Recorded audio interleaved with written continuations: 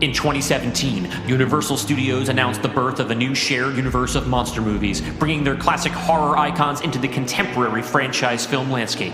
But after the critical and financial failure of its first installment, the project was indefinitely abandoned. Now, in 2024, the powers that be have called upon one pulp horror devotee and one snarky film critic to unearth the concept. I'm Dylan Roth. And I'm Dalton DeShane. Are you afraid of the dark universe?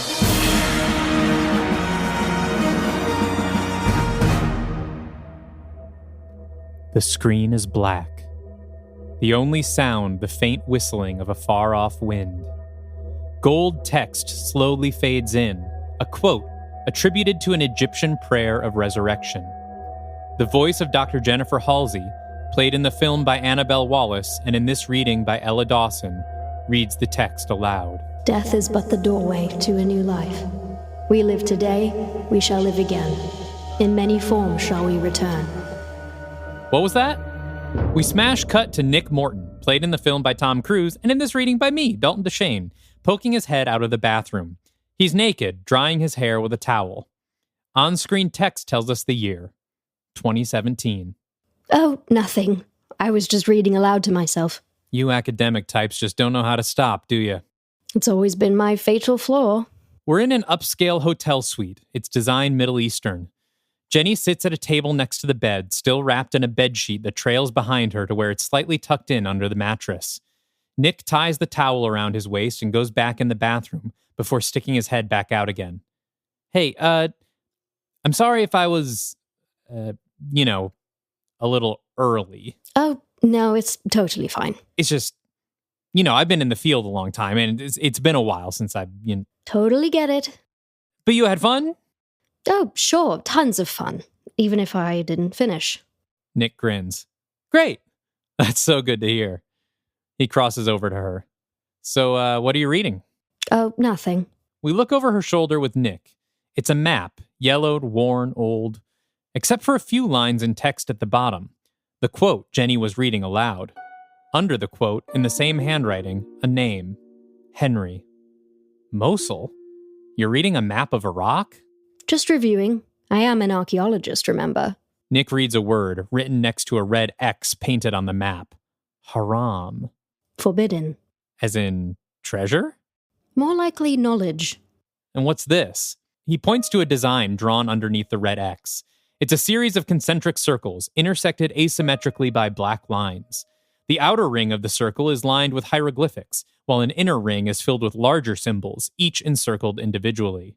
This is the mark of Set. He was the Egyptian god of death. Sounds spooky. So what does his mark do? Jenny sits up, eager to share. You know how in the story of Passover, the Israelites would mark their doors with blood so that the angel of death wouldn't come for them? Nick nods. Well, this is kind of the opposite of that. Nick leans in close. So, just some light post-coital reading. Jenny smiles and kisses him. Nick kisses back, both of them grinning into each other's mouths. When they part, Nick perks up. So, hey, you have any coffee in here or anything? Just tea, I'm afraid. Let me put a pot on. Jenny heads to the kitchenette while Nick stares at the map. He's drawn away from it by a crash. Jenny has dropped a mug, breaking it on the kitchen floor. Oh, shit! Hey, tell you what, why don't I just go grab us breakfast? Really? Oh, that would be lovely. There's a cafe down the block that's simply terrific. Give me 20 minutes. He pulls on some clothes and pulls her against him. Then maybe round two? If you're up for it, cowboy. Nick smiles and heads out the door. As soon as it closes behind him, his demeanor changes. He quickens his pace, rushing to the elevators. While he waits, he reaches behind his back and pulls out Jenny's map. It was a pleasure, Dr. Halsey. He looks down at it, and the camera lingers on Henry's writing. Death is but a doorway. I'll see you on the other side. From down the hall, we hear Jenny scream, Nick! Nick snaps to attention, shoves the map in his pocket, and runs to the bare, concrete emergency stairwell.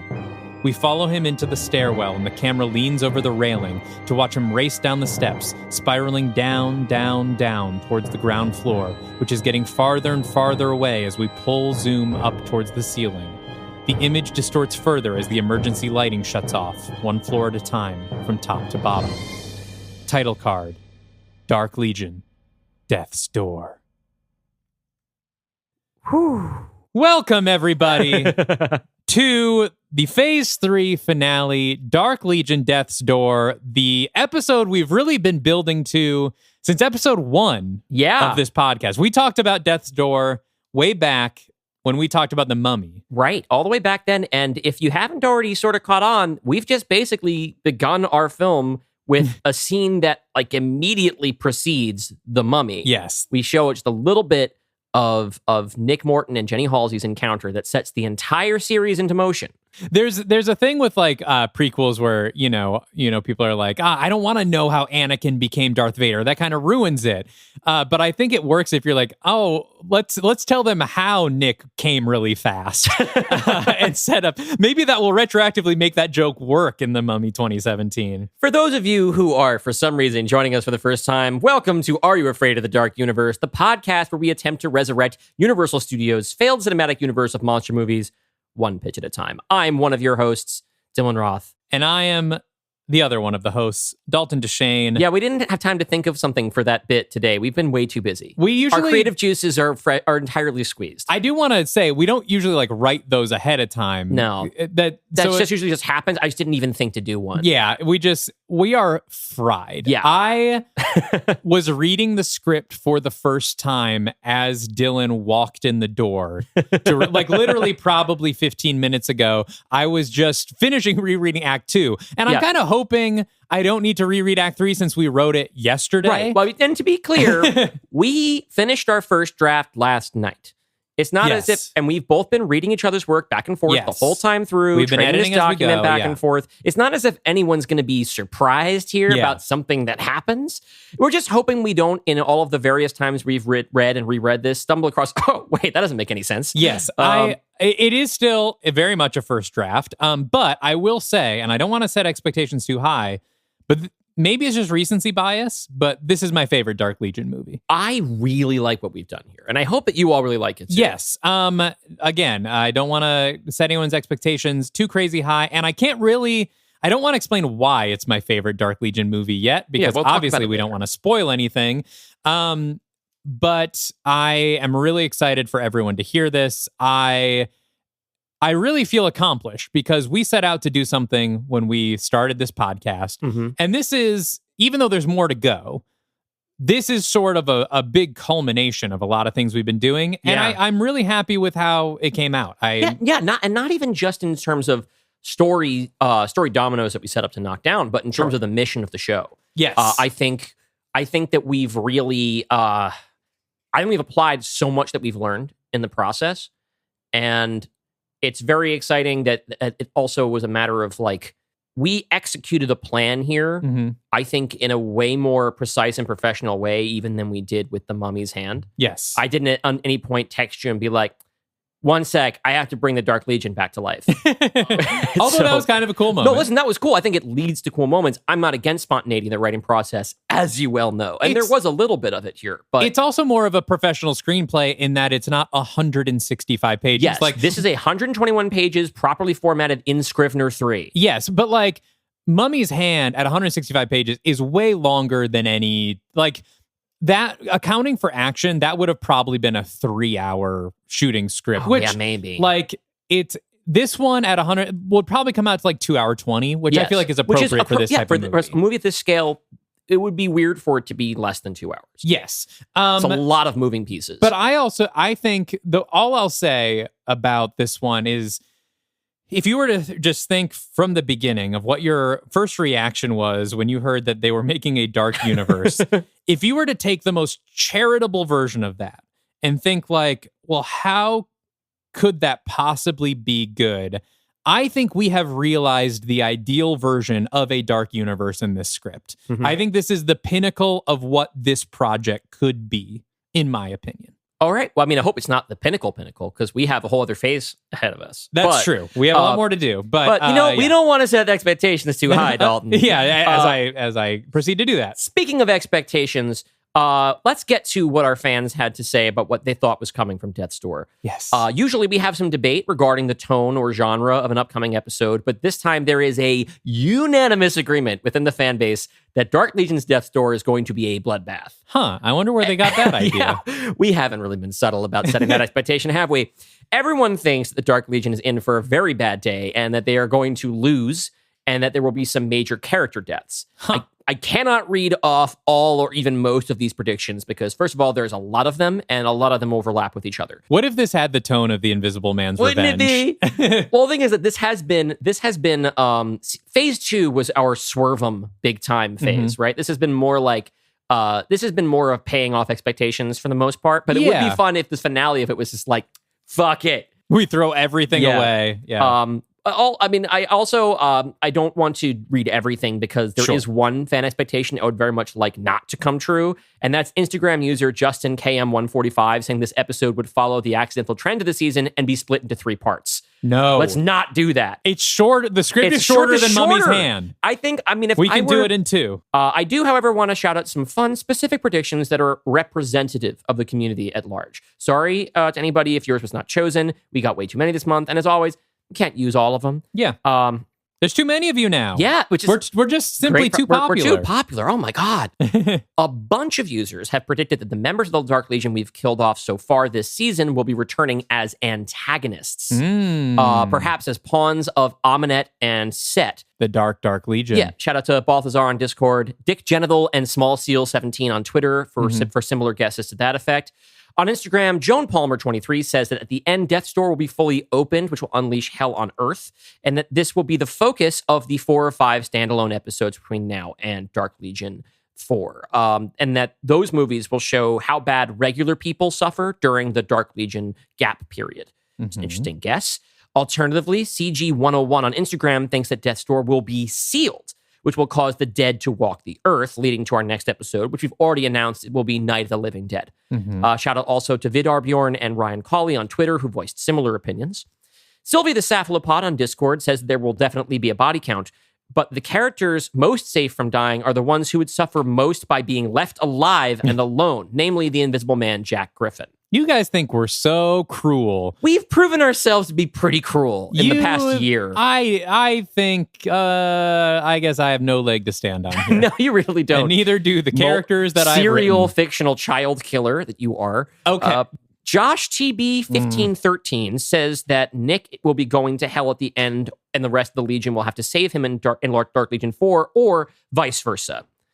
Design Skeleton on the Discord made a lot of predictions, but there was one that was unique, which is that Jenny dies, but it's less sad because it leads to What Dreams May Come, which is his prediction for what the super secret fan service movie is. Have you seen What Dreams May Come? I have not seen it, so I guess I'm giving away that that's not going to be it. I haven't seen it in a long time, but I remember kind of loving it. It's kind of weird, right? Like the afterlife it demonstrates is kind of high concept, and it's very strange. Yeah, you should watch it. Well, apologies to Design Skeleton and anybody else who was really hoping that is that a Universal film? I would assume that it is. Otherwise, it probably would not be the prediction. It's a really off the wall thing to pick otherwise. I'm going to look it up. But I will not be doing... We will, by the end of part 2, you will know what the secret additional Dark Universe movie is that I added to our slate for Phase 4. But it will not be revealed this episode. It'll be at the end of the script, and it will not be What Dreams May Come. Sorry. It was distributed by Polygram, which doesn't exist They're gone anymore. now. I don't know who owns the Polygram library. I think it is Universal because I think that The Big Lebowski is now under the Universal umbrella. Universal does now own Polygram, so we could do What Dreams May Come. We could do a bunch of Polygram. We could do The Deep. An American Werewolf in London. Yeah, so I guess, I had thought that was Universal to begin with because that was part of their wave of 80s movies trying to do, we're going to do a new bunch of monster movies, which also included The Thing. I don't know. Anyway, whatever. Getting way off topic on the most anticipated episode of the... yeah, like keeping people waiting. It was produced by Polygram and distributed by Universal. There you go. Who cares? So it had seemed pretty safe to assume that everyone who was still with the Dark Legion at the end of Van Helsing, that's Nick, Jenny, Gwen, Jack, and Marya, would definitely be in this movie. Everyone seemed to be in agreement about that. But there are some predictions for characters whose presence is less assured. For example, On Discord, Meg Parsec is expecting that we'll see Evelyn and the Angels again at some crucial moment and learn something that completely upends our understanding of how we thought the afterlife mechanics worked as of Heaven's Gate. A lot of people think that Carol, or the question of if or how to bring her back to life, will be key in Death's Door. 2 different accounts on Blue Sky, Paul Alamany and Evan Master Duelist Parks, said that we'd get a ghost Carol in this episode, which would be funny, of course, because Carol's the one who's always insisting that ghosts are real, and we've never met one. So for her to be the first ghost that we see in one of our scripts would be entertaining. I just want to cut in here to wrap up our tangent earlier. What Dreams May Come is based on a novel by Richard Matheson, who also wrote I Am Legend and Duel. Wow. So that's quite the bibliography there. Interesting. Anyway, maybe the books are less different than the films based on them. I have not read the books, if you can believe it. Well, Richard Matheson adapted his own short story Duel for the script. So he wrote the script for the Spielberg film. Oh, cool. Well, welcome to the Dark Universe, Richard Matheson. You know what? I don't think we should do Death's Door. Let's just talk about Richard Matheson for the rest of the episode. We'll kick this down in a couple of weeks. Let's do a 2-part Wikipedia deep dive on Richard Matheson. Let's get back to talking about Carol. Sylvia the Cephalopod on Discord thinks that Carol gets to come back to life, but that Jenny will have already died before she gets resurrected. This is a common thing. Nobody thinks that both Jenny and Carol will be alive at any point in this movie. Togue on the Discord says that Jenny will be there when Carol is brought back to life, but then she'll have to sacrifice herself to save Carol before the end of the movie, hopefully via some badass magic. Twitter's Mortal Finlay 1 predicted that Dark Legion will be faced with an opportunity to bring back Carol, but that Carol won't want them to, for whatever reason. Wait, I forget. Is Carol the dom or the sub in that? She's the sub, right? In her relationship with Jenny. Yes. So maybe she likes Hal. Maybe she's down there like, this is great. No, that's not how hell works, Dalton. Yeah, down there she's required to top. We have established in the context of our 2 Phantom of the Opera movies the difference between fun fantasy S&M and scary actual sadism. Yes, there's safe sex and safe kink. And then there is the very unsafe kink of hell and or the Raven. Hellraiser blurs the lines. Doing a version of Hellraiser that's about Carol and trying to Pinhead. figure out where it's what's yeah. Okay, like we said, we have a lot of folks to show you. We have a lot of folks predicting that we'll see Dracula in this movie who was absent from the last Dark Legion movie and whose journey through hell we've been documenting in post-credit scenes throughout this season. Sugar the Cryptid on Twitter thinks that Dracula will show up at the last minute to say, "Surprise, bitch!" Bet you thought you'd seen the last of me. Will Gollihue, hi Will, thinks Dracula will be leaving hell while Carmilla's entering hers, and they'll pass each other like the Umbrella Academy car meme. Tall Idiot on Discord thinks the entire Dark Legion will die by the end of part 1, but will have to fight Dracula in part 2 because he'll have become the new king of hell. BM Squared and Nightmare Matt on Discord had similar predictions saying that Dracula will escape hell after Set and Ahmanet have already conquered the earth and will be our last hope to set things right. Paul Nichols, who commented on Facebook, because I remember that we do in fact have a Facebook to post to, thinks that all I have to do is flip that one little switch on Instagram, which I haven't been flipping. Foolish. It's not on by default? No, it is now. I fixed it. Okay, cool. Also Threads, but I forgot to check Threads for any comments. So if you commented on Threads, sorry, I do not look at Threads. We can't keep up with everything. There's too many. Paul Nichols also thinks that the Dark Legion will be teaming up with Dracula in this film. People keep talking about people I don't know. Carol, Dracula. Who are these characters? Who are all these dead people? Yeah. Why? Executive producer Dick Wolf on the Discord thinks that we might tease Cthulhu and that Cassie will be magic now. Sabrina, FKA Roxanne, predicts that Cassie, Elsa, Quasi, and Esmeralda will not be in the movie at all, but that Anna Muir from The Ghost and Mrs. Muir will be in it. Luke says that Indrid Cold will return Nick Fury style in a spaceship. M. Kinchlow on Instagram. People I don't know. Who are you talking about? M. Kinchlow on Instagram has 2 words for you. Mothman. I lost track of it, but there's a prediction somewhere that Indrid will return and finally transform into a full-on Mothman. Couple of guesses are not really about this movie, but are about Dark Legion 4, the title of which we've yet to reveal.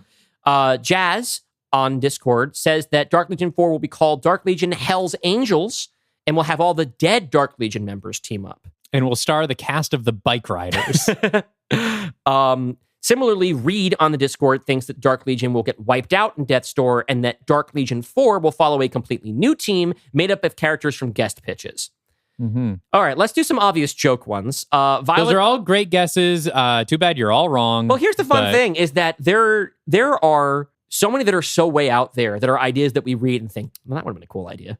Yeah. Maybe we should have done that. I'm happy with what we did, but people always have good ideas. Right? Like, that would also make a great story. The thing is, when we did our phase 2 and it was all pivots, everyone was always wrong because we were always zigging and zagging. Yeah, in but this now, one, we've done like 8 movies leading to a certain point, and so yeah, it can be a little easier. Predictability is not always wrong. Like when you go at WrestleMania, you know how most of those matches are going to end because that's where you're supposed to get the payoff to all this shit. Right? And I will. But this is SummerSlam, baby. It's a little bit weirder. For the people that did get some things right, I am not worried about them at all because I still think you will be very satisfied. Yeah, I think we've executed all these ideas very well. The joke ones we have here, Violet on the Discord says that Gwen will be revealed to be a Nephilim, which means that Prey 2022 will be declared canon, and this is how we get a Dark Universe Alien versus Predator. Ooh. Luke, via the Domance Dawn Blue Sky account, simply posted, Talking Skeleton Man.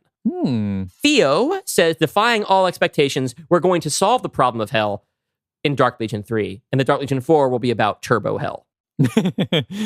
And before we go any further, beneath hell, because I don't want us to forget to do this with how hectic and crazy things are going to be in the episode, let's quickly do our acknowledgements for our Patreon studio executives and executive producers. As we promised, we'd be shouting them out on every episode we record. So, and it's the opening credits, so you would see these flashing on your screen. Yes, you would. During these opening credits. Also, this entire conversation. It's a really, really long opening credit sequence where we talk about all the things that aren't in the film. It's the Star Wars crawl. Yeah.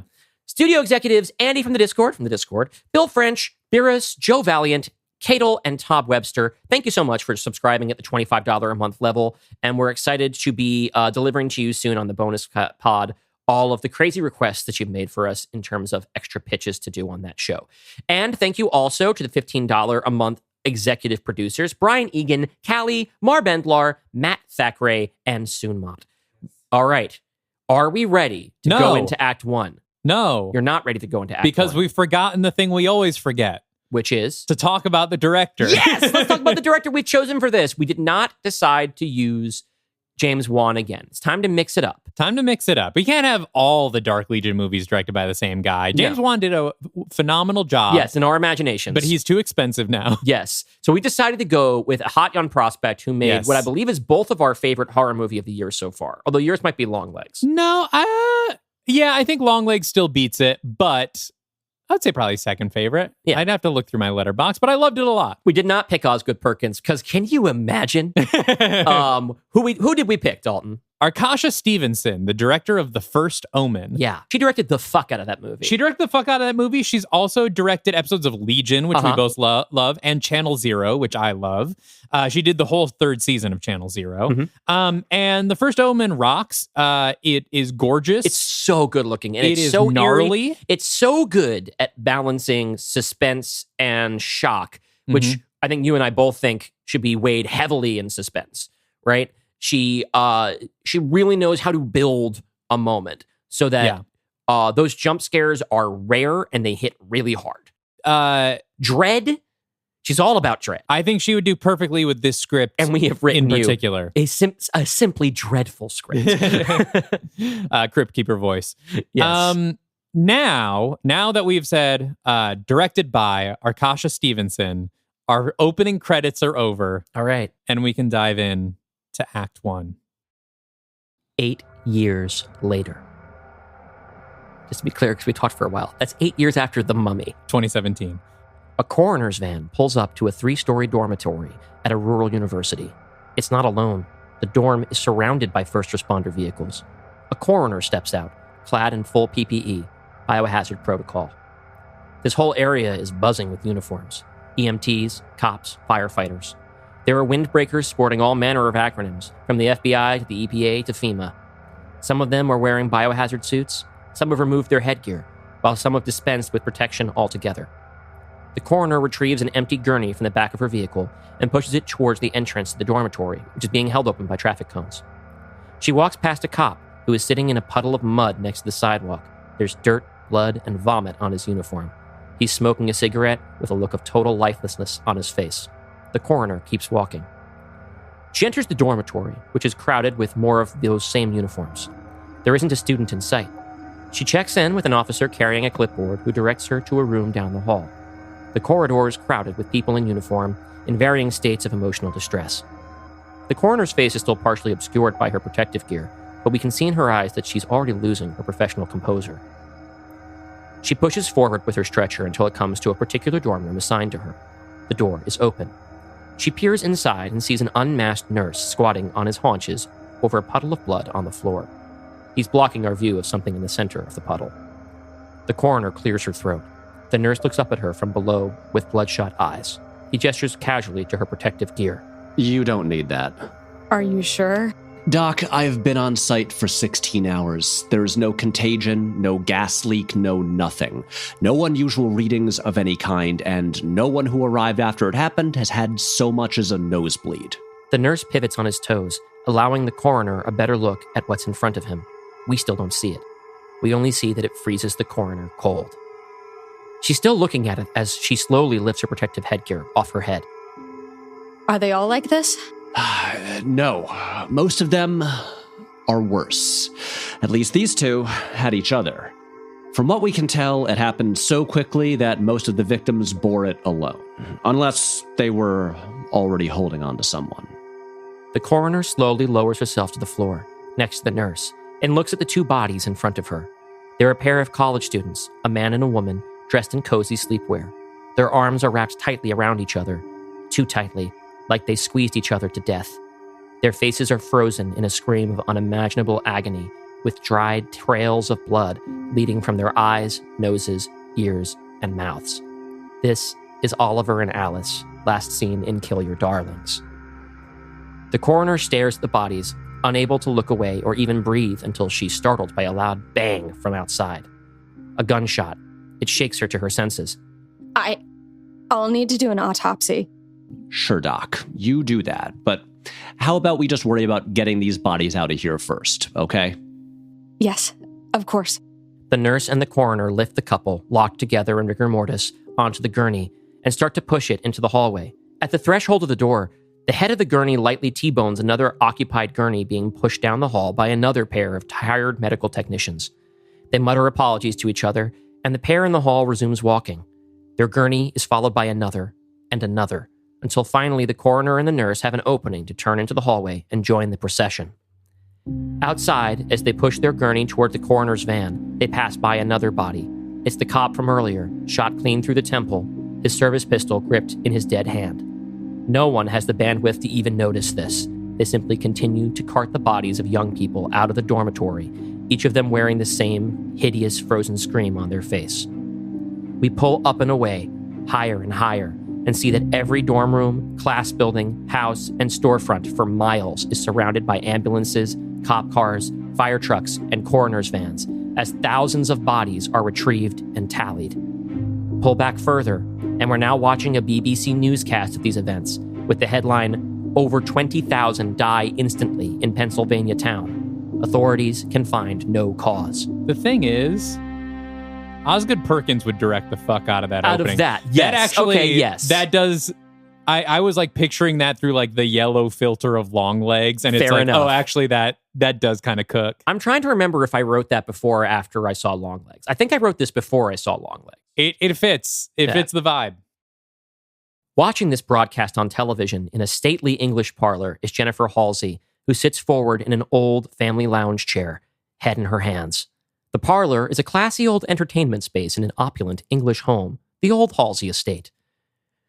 We are close on Jenny when a hand intrudes into frame, holding a steaming cup of coffee. A voice from above. Here. Jenny looks up to see Nick Morton, with some stubble on his face and bags under his eyes nearly as bad as her own. She accepts the cup and catches a whiff of its contents, a bit surprised. I didn't realize we had any coffee. I found a bag of Starbucks grounds in the cupboard. Not what I was expecting from a posh English kitchen. Jenny recalls a fond memory, then chokes on it. Their full blend was Carol's favorite. I brought some with us as a surprise on our last trip to see my parents. I forgot I'd done that. Jenny leans her nose close to the steaming cup and savors the aroma for a moment. She's letting the smell carry her back to better days. She resists the impulse to cry. Nick looks down at his own cup of coffee. Shit, I didn't mean to... We should save this. No, don't be silly. We both need the caffeine. Another voice intrudes from out of frame. Do I smell coffee? It's Jack Griffin, the Invisible Man, voiced in the film by John C. Reilly and in this reading by Joe Stando.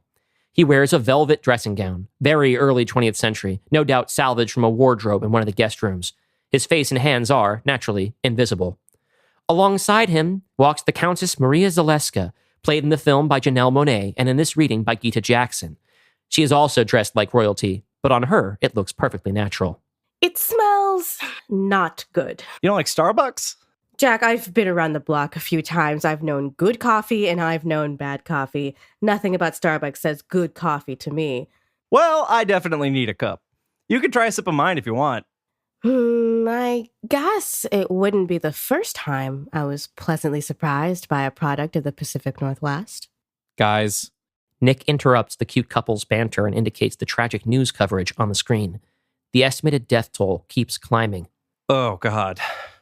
Was this set? 20,000 people suddenly dropped dead for no earthly reason? Sounds like the god of death's handiwork to me. It's been nearly a week since he was released from your body. I'm surprised it took him this long to strike. You mean her? She's walking around in Adelaide Van Helsing's body now. Well, that doesn't necessarily mean anything about Set's gender identity. Jenny looks at him incredulous. Hunter sent me some reading material. Any word on when we can expect Hunter to join us here? They're at the airport in Tampa now. Should be boarding in about an hour. Well, the sooner we can get the whole Dark Legion together, the better. We're up against death herself, and I get the feeling Hunter's connection to the Black Lagoon might come in handy. This is going to take all we've got, and God knows we're shorthanded as it is. Jack slumps, feeling the weight of Victor's absence.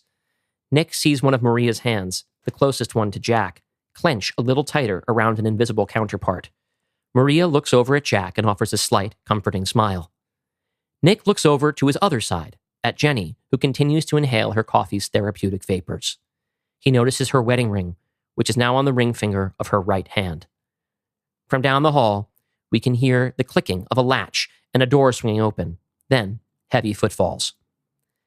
In the foyer of the Halsey house, Gwen Conliffe, played in the film by Amber Midthunder and in this reading by Rachel Millman, stomps from the front door up the staircase, dragging her heavy suitcase behind her. It bangs loudly against each step.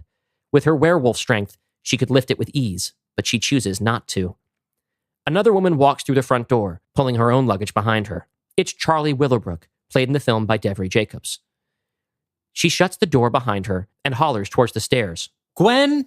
Gwen doesn't respond. She reaches the top of the stairs and disappears down a hallway. Charlie blows out her breath, then takes off after her, leaving her luggage behind. Cut to Gwen in her bedroom upstairs, hastily unpacking her suitcase. She's a mess. Charlie steps into the doorway. Can you just stop and talk to me? I don't want to talk, okay? I just spent 10 hours on trains and then 3 hours in the car. And you barely said a word to me the entire time. Gwen whirls around to face her. What do you want me to say? I just buried someone I loved. Again. I'm 25 years old and I have more dead friends than living ones. Hey, I get it. But I came with you so you wouldn't have to bear it alone. Yeah, well, I didn't ask you to do that. Come to think of it, I never asked you to move in with me either. You just flew in after graduation and never left. Charlie recoils like she's been struck. Stop it. I figured you'd get your own life eventually, but it's 2.5 years later and nope. What would you have done, huh? Some amazing woman falls into your lap, you go on a wild adventure, and then within a week she loses everything. Suddenly you're all she's got, and she needs you. She needs you like you've never been needed before, and even though it makes your life harder at every single turn, it feels incredible to be that important to someone so incredible. Do you know what that's like? Yeah, Charlie, I do. And do you know how that story ended? I watched him die. So forgive me for trying to spare you from the same. Charlie clams up, gritting her teeth and struggling to find anything she can say to this. It takes her too long. Gwen walks past her out the door. Gwen arrives in the parlor where Nick, Jack, and Marya hover around Jenny, who is seated with her laptop open. What's going on?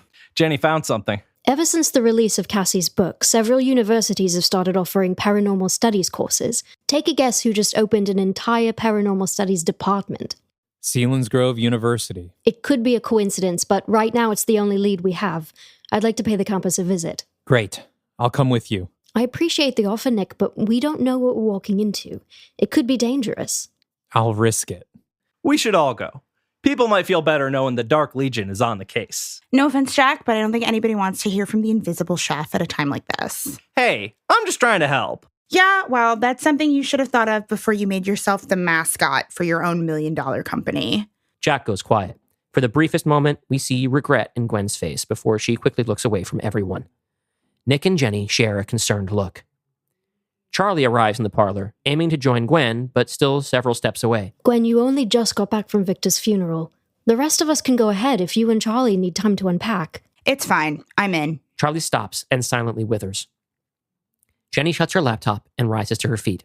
I'll prepare a transportation spell. Jack, find out if Hunter's boarded their flight yet. If not, I can open a portal for them so they can join us on campus. Another portal? Doesn't each one cost years of your life? Without responding to this, Jenny snaps her laptop shut and stands. Wheels up in 20 minutes. Jenny exits, leaving behind her still full, still steaming cup of coffee. Nick watches as Jenny leaves the room, then looks back at Jack. The camera lingers, allowing us to imagine the look of worry on Jack's invisible face. Gwen is the next out of the room, followed by Nick. When Charlie realizes that Jack and Marya aren't leaving, she slips out herself in search of privacy. Marya and Jack cling close to each other. You don't have to come with us if you don't want to. It's no trouble. Honestly, it'll be good to get out of this English mausoleum. I don't like being cooped up, even in such a gilded cage. I know. I hope I haven't been crowding you. Now that I think about it, I don't know if I've given you an hour to yourself since Dubai. I guess part of me worries that if I ever leave your side, you'll come to your senses. Jack. I mean, here you are, beautiful and elegant and immortal, and I'm just a product of the Pacific Northwest. I wouldn't blame you if you decided you'd had enough of me. And as he's speaking, Marya picks up Jenny's steaming cup of Starbucks coffee, still mostly full, off of a nearby table. She makes direct eye contact and brings the cup to her lips. She tips it back, steam floating past her dazzling eyes, and slowly but continuously drinks the entire coffee. A tiny bit dribbles down her chin. Jack slowly stops speaking, transfixed. Marya lowers the now empty cup, exhales steam, flicks the excess coffee from her lip, and says, "Delicious." She flashes him a devious smile and walks past him very, very closely. Jack sighs, a sheen of sweat making his face slightly visible. He dabs his brow with the sleeve of his robe. Cut to a terminal at Tampa International Airport. Hunter Marin, played in the film by Zelia Mendez-Jones and voiced here by Kendra Wells, sits cross-legged on a bench. They're holding a leather pouch about the size of a medieval coin purse. They peer inside, and we get a look at its contents, an assortment of jewels, stones, and carved bone totems. Hunter looks down at them with purpose on their face. Between us and Hunter, a drop of iridescent purple fluid falls from the top of the frame and drips onto the carpet. We pull back to see what looks like a bloody horizontal slit being cut through the air, a surgical incision through space. Hunter sees this, looks up, and smirks as if to say, "That's fucking cool." This sentiment is not shared by the person sitting next to them, whose eyes are bugging out of their head. A second vertical slit appears, and the air in front of Hunter peels open from one corner, revealing Jenny Halsey. Let's go, Hunter. Yep. Hunter pulls the drawstring tight on the pouch and packs it into a heavy backpack, the kind that you can live out of for a while. They throw the backpack over their shoulder and casually step through the portal as everyone else in the terminal quakes with fear. We follow Hunter through the portal onto the main quad of Selinsgrove University, where Jenny, Nick, Gwen, Marya, and Jack, which here means a floating blue jumpsuit, are waiting for them. The portal seals up behind Hunter, leaving no trace but a puddle of glowing purple goo in the grass. It's a cloudy day with an ominous updraft. A hard rain is coming. Hunter takes in their surroundings. As we saw before, there are emergency personnel around every building, and a few on the grassy common area. They're collecting bodies. Hunter watches in quiet, still horror until they're startled by, "Hey, Hunter." Jack is right beside them, arms out for a hug. Oh, hey, Tio Jack. Hunter embraces him tightly. The rest of the gang acknowledges Hunter with waves and nods. "Hunter, I'd like to introduce my girlfriend, Countess Marya Zaleska." Hello, Hunter. It's nice to finally meet you. Hunter looks surprised. And you? They look at Jack. Speed dating? Yes, actually. Hunter gives a smug grin. Knew it. Let's talk when we're not surrounded by dead people. Of course. Jenny points to a building on the other end of the quad. That's the Paranormal Studies building over there. Let's go. The Legion starts walking. Gwen comes up alongside Hunter. Hey. Hey, Gwen. I'm sorry about Victor. Yeah, I wanted to ask you about that. Those protective stones or runes or whatever that you buried with Carol, what do those do exactly? I don't know if I can say. As in, you might not be allowed, or you don't actually know? Little of both? Ugh. Well, what I wanted to ask was, do you have any for Victor? We collected some of his ashes from the fire. I have them back at the house. Hunter stops walking and places a hand on Gwen's shoulder. One hardened young soldier looks the other in the eye and shakes their head. I'm sorry, Gwen. I need a body. Gwen doesn't crack. Just when it looks like she might have more to say, she breaks away without another word, moving to the back of the pack with some distance between her and the rest. The gang approaches the building, which is surrounded by a police perimeter. They're not the only people who want to get through. There's a group of middle-aged civilians who have been blocked from getting any closer to the crime scene. One of the bystanders cries out, Let us see our children! A cop answers back, I'm sorry, ma'am. This is still considered an active crime scene. This whole town is a crime scene. What difference does it make? I want to see my son. Lady, believe me, you don't. Nick steps between them. Easy, officer. And who the hell are you? I know who you are. You're that Morton guy. From the Dark Legion, I read your book. That's right. We're here to help. This has drawn the attention of the rest of the nearby parents. Another steps forward. He's the one who can raise the dead. Thank God. Please, bring back my daughter. No, I'm sorry. I can't do that. What do you mean you can't? I don't have that power anymore. Your book says that my family is in hell. You can't just leave them down there. My daughter is not in hell. I'm so sorry. I just want to help. Now you're here to help? How could you even let this happen? While Nick is occupied with the parents, Jenny stays on mission, speaking to the perimeter cop. I'm Dr. Jennifer Halsey with the Dark Legion. We're here to investigate. You're not authorized. Nobody's getting through. The cop's face goes slack. Maria is now standing in front of him, waving her large ring in front of his face. Of course she's authorized. They're waiting for us inside. Yeah, of course. Come on through. The cop waves in Hunter, Gwen, and Jack, while Maria holds his gaze with her ring. Jenny tugs on Nick's arm. Nick, we have to go. The mourners have riled each other up, all of them now yelling over each other. He's letting them in? I'm sorry. Hey, I'm talking to you. How could you let our children die? They probably caused it, opened up some portal or something. They did. I saw them on the quad. Tell us what happened. Cowards. Someone deep in the crowd throws a rock. Nick dodges it, but it stops in midair as it collides with Jack. He yells, and a streak of blood appears in the air where his forehead was. Stop it! We're here to help! Maria steps in front of him, furious, and raises her ring at the crowd. Jenny puts her hand on Maria's wrist and lowers it. No. They're entitled to their pain. Maria gives the crowd a dirty look. The Legion turns and walks through the police barricade, leaving the enraged parents behind. Gwen is the last through. Before she leaves, the grieving mother shouts, You're the werewolf, aren't you? The one who killed your entire family. Gwen stops, head low. You're a monster. You're all monsters. Gwen looks up slowly, eyes dead. She stares right into the mother's eyes and flashes her sharp, pointed teeth. The mother gasps, frightened, and Gwen disappears with the rest of the Legion. They arrive at the entrance to the Joseph Dyer School of Paranormal Studies, a small but modern building. It's one of the less crowded areas on campus. Either there were fewer bodies here, or most of them have already been carted out. The team splits, wandering the halls, hunting for clues. Gwen goes off alone into one of the lecture halls, where notes from a lecture on lycanthropy remain on a whiteboard. She looks out from the lectern at the rows of empty seats, echoing the place where we first met her, addressing a poli-sci class. So much has changed. Elsewhere, Jack, Maria, and Hunter enter a faculty office. There's sunlight coming in through the windows, so no one bothers to flip on the lights.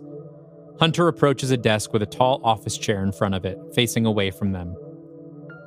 The desk's computer monitor is still on, displaying a Word document. It's a full page of the letter N over and over. The cursor is moving. More N's are still being added, as if someone was holding down the letter on their keyboard.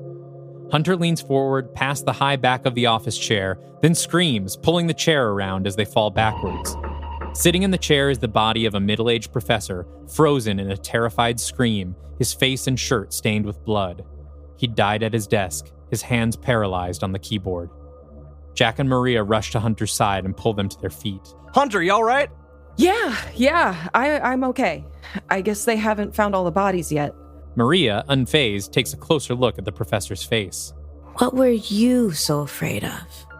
Nick and Jenny wander into another room, which is laid out like a science lab, but with a strange assemblage of modern and archaic tools.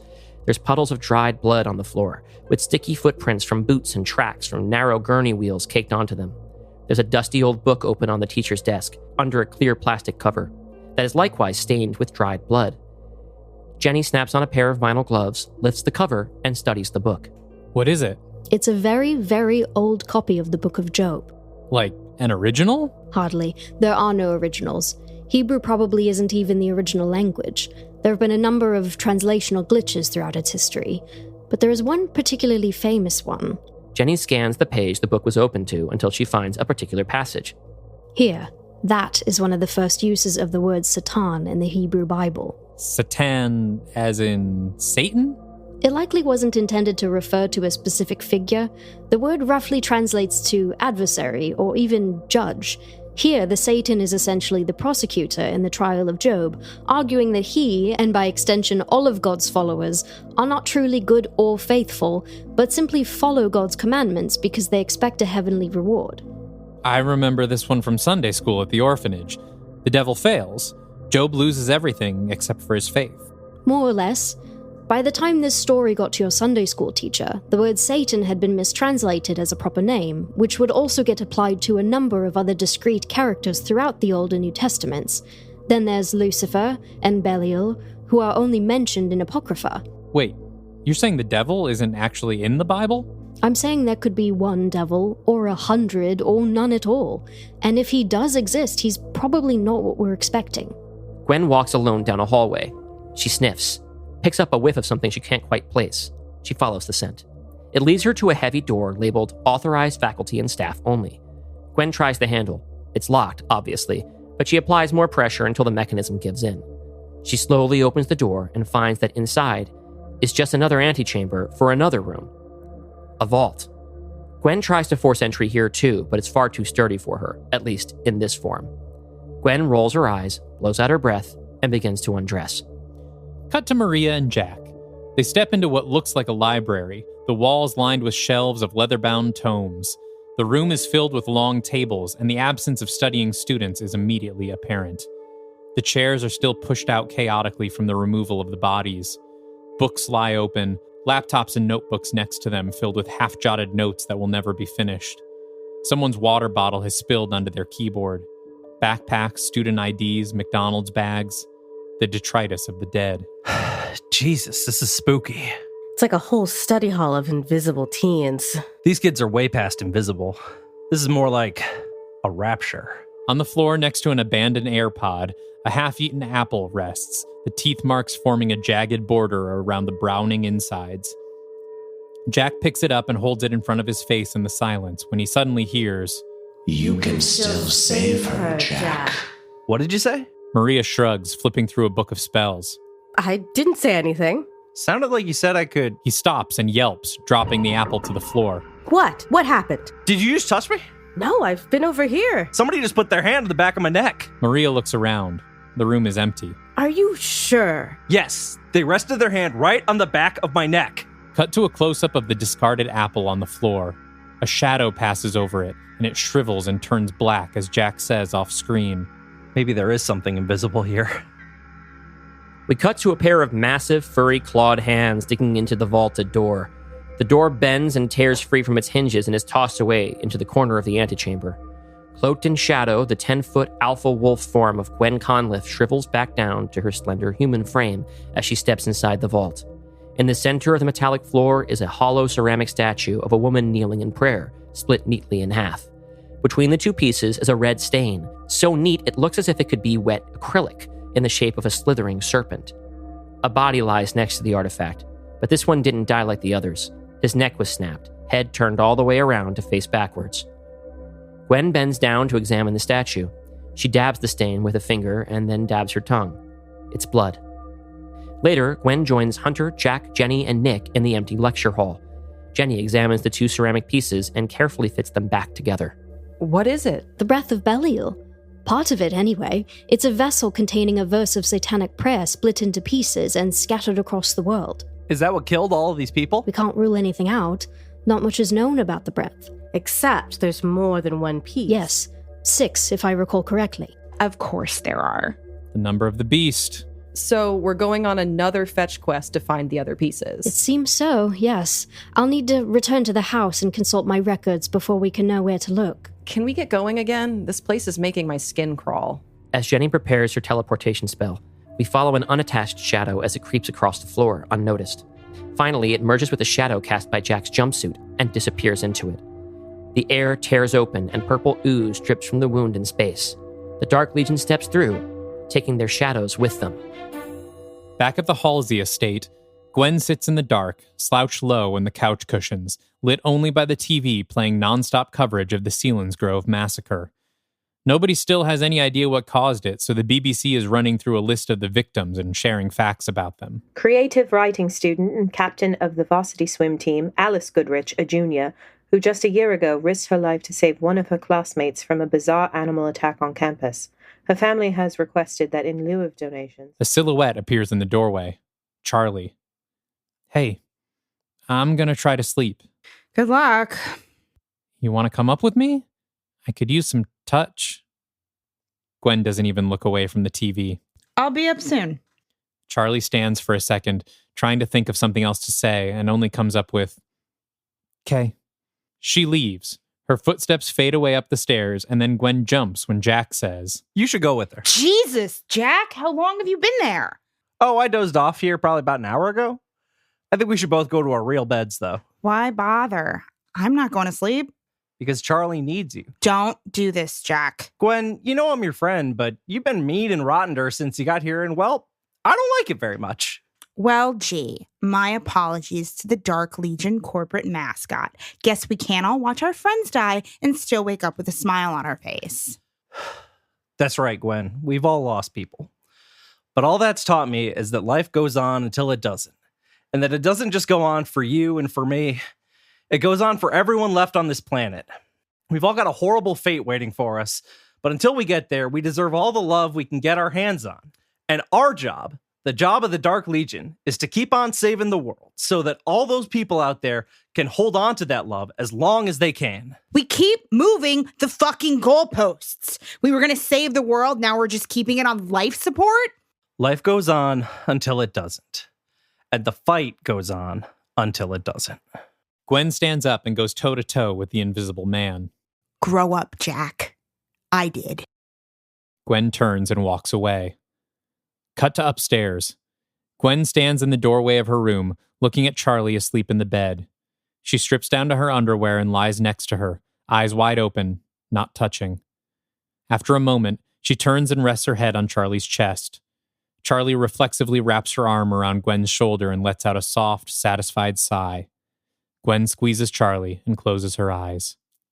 Just outside Gwen's door, Jenny and Nick run into each other in the upstairs hallway.